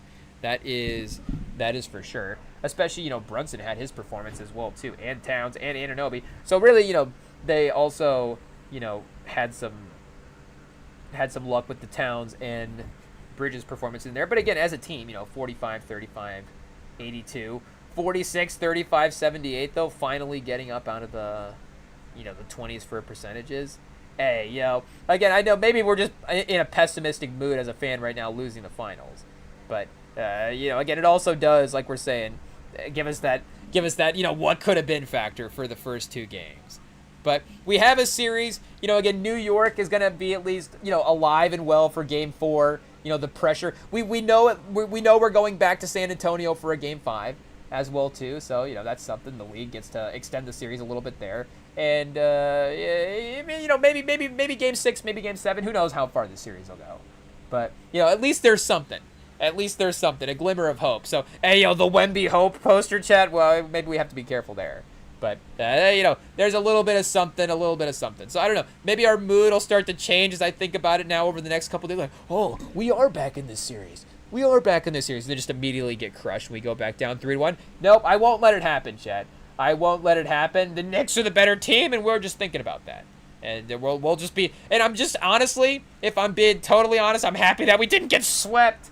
Just because again, like we showed in the last 2 games, we are quote unquote as good as this team, but we just don't have that experience to be able to lock in the fourth quarters the way this New York team does. But we got him tonight, so Joe Budden, react to this one. We'll see. But I guess the next pod episode that he's going to drop is probably going to be when they're up 2-0, so we're going to have to suffer through that until we get to the next one after that. But either way, I guess we'll be live. What is it? Friday? We'll be live. What's the day today, Chad? Monday. What do we got? What's today? When are these finals games? The problem is we were so we were usually so consistent with our recording schedule, and then now we're with following along to the finals. I guess we are going to be live tomorrow, Tuesday, I think. And then we will also be live Friday, but Wednesday for the finals. Again, when is the finals? I don't know. IT will tell us when to go live. So we'll be here. If you subscribe to the YouTube, you'll be able to catch us when we do go live, as well too. So we'll teach you how the YouTube works. You hit the little subscribe button over there, and you can figure out when we're going live. So, or what is there, like a notification bell? What do the kids hit these days? The notification bell, and that rings your phone when the REMINGTOM pod, hits the airwaves. So if you guys do that, you can catch us for the next live stream. It will be not during a finals game, but then we'll also be during the next finals game. So we're really great at promo here, chat. It is what it is. Just subscribe. You can follow us. You can follow us on the podcast feeds. You can follow us on Instagram, REMINGTOM pod on Instagram if you want to send us a message over there. And you can catch us when we're on the next live. It'll be here on the YouTube. We will see y'all later. Go Spurs! We're back in it, hopefully. But we'll see next time. See you later. Peace.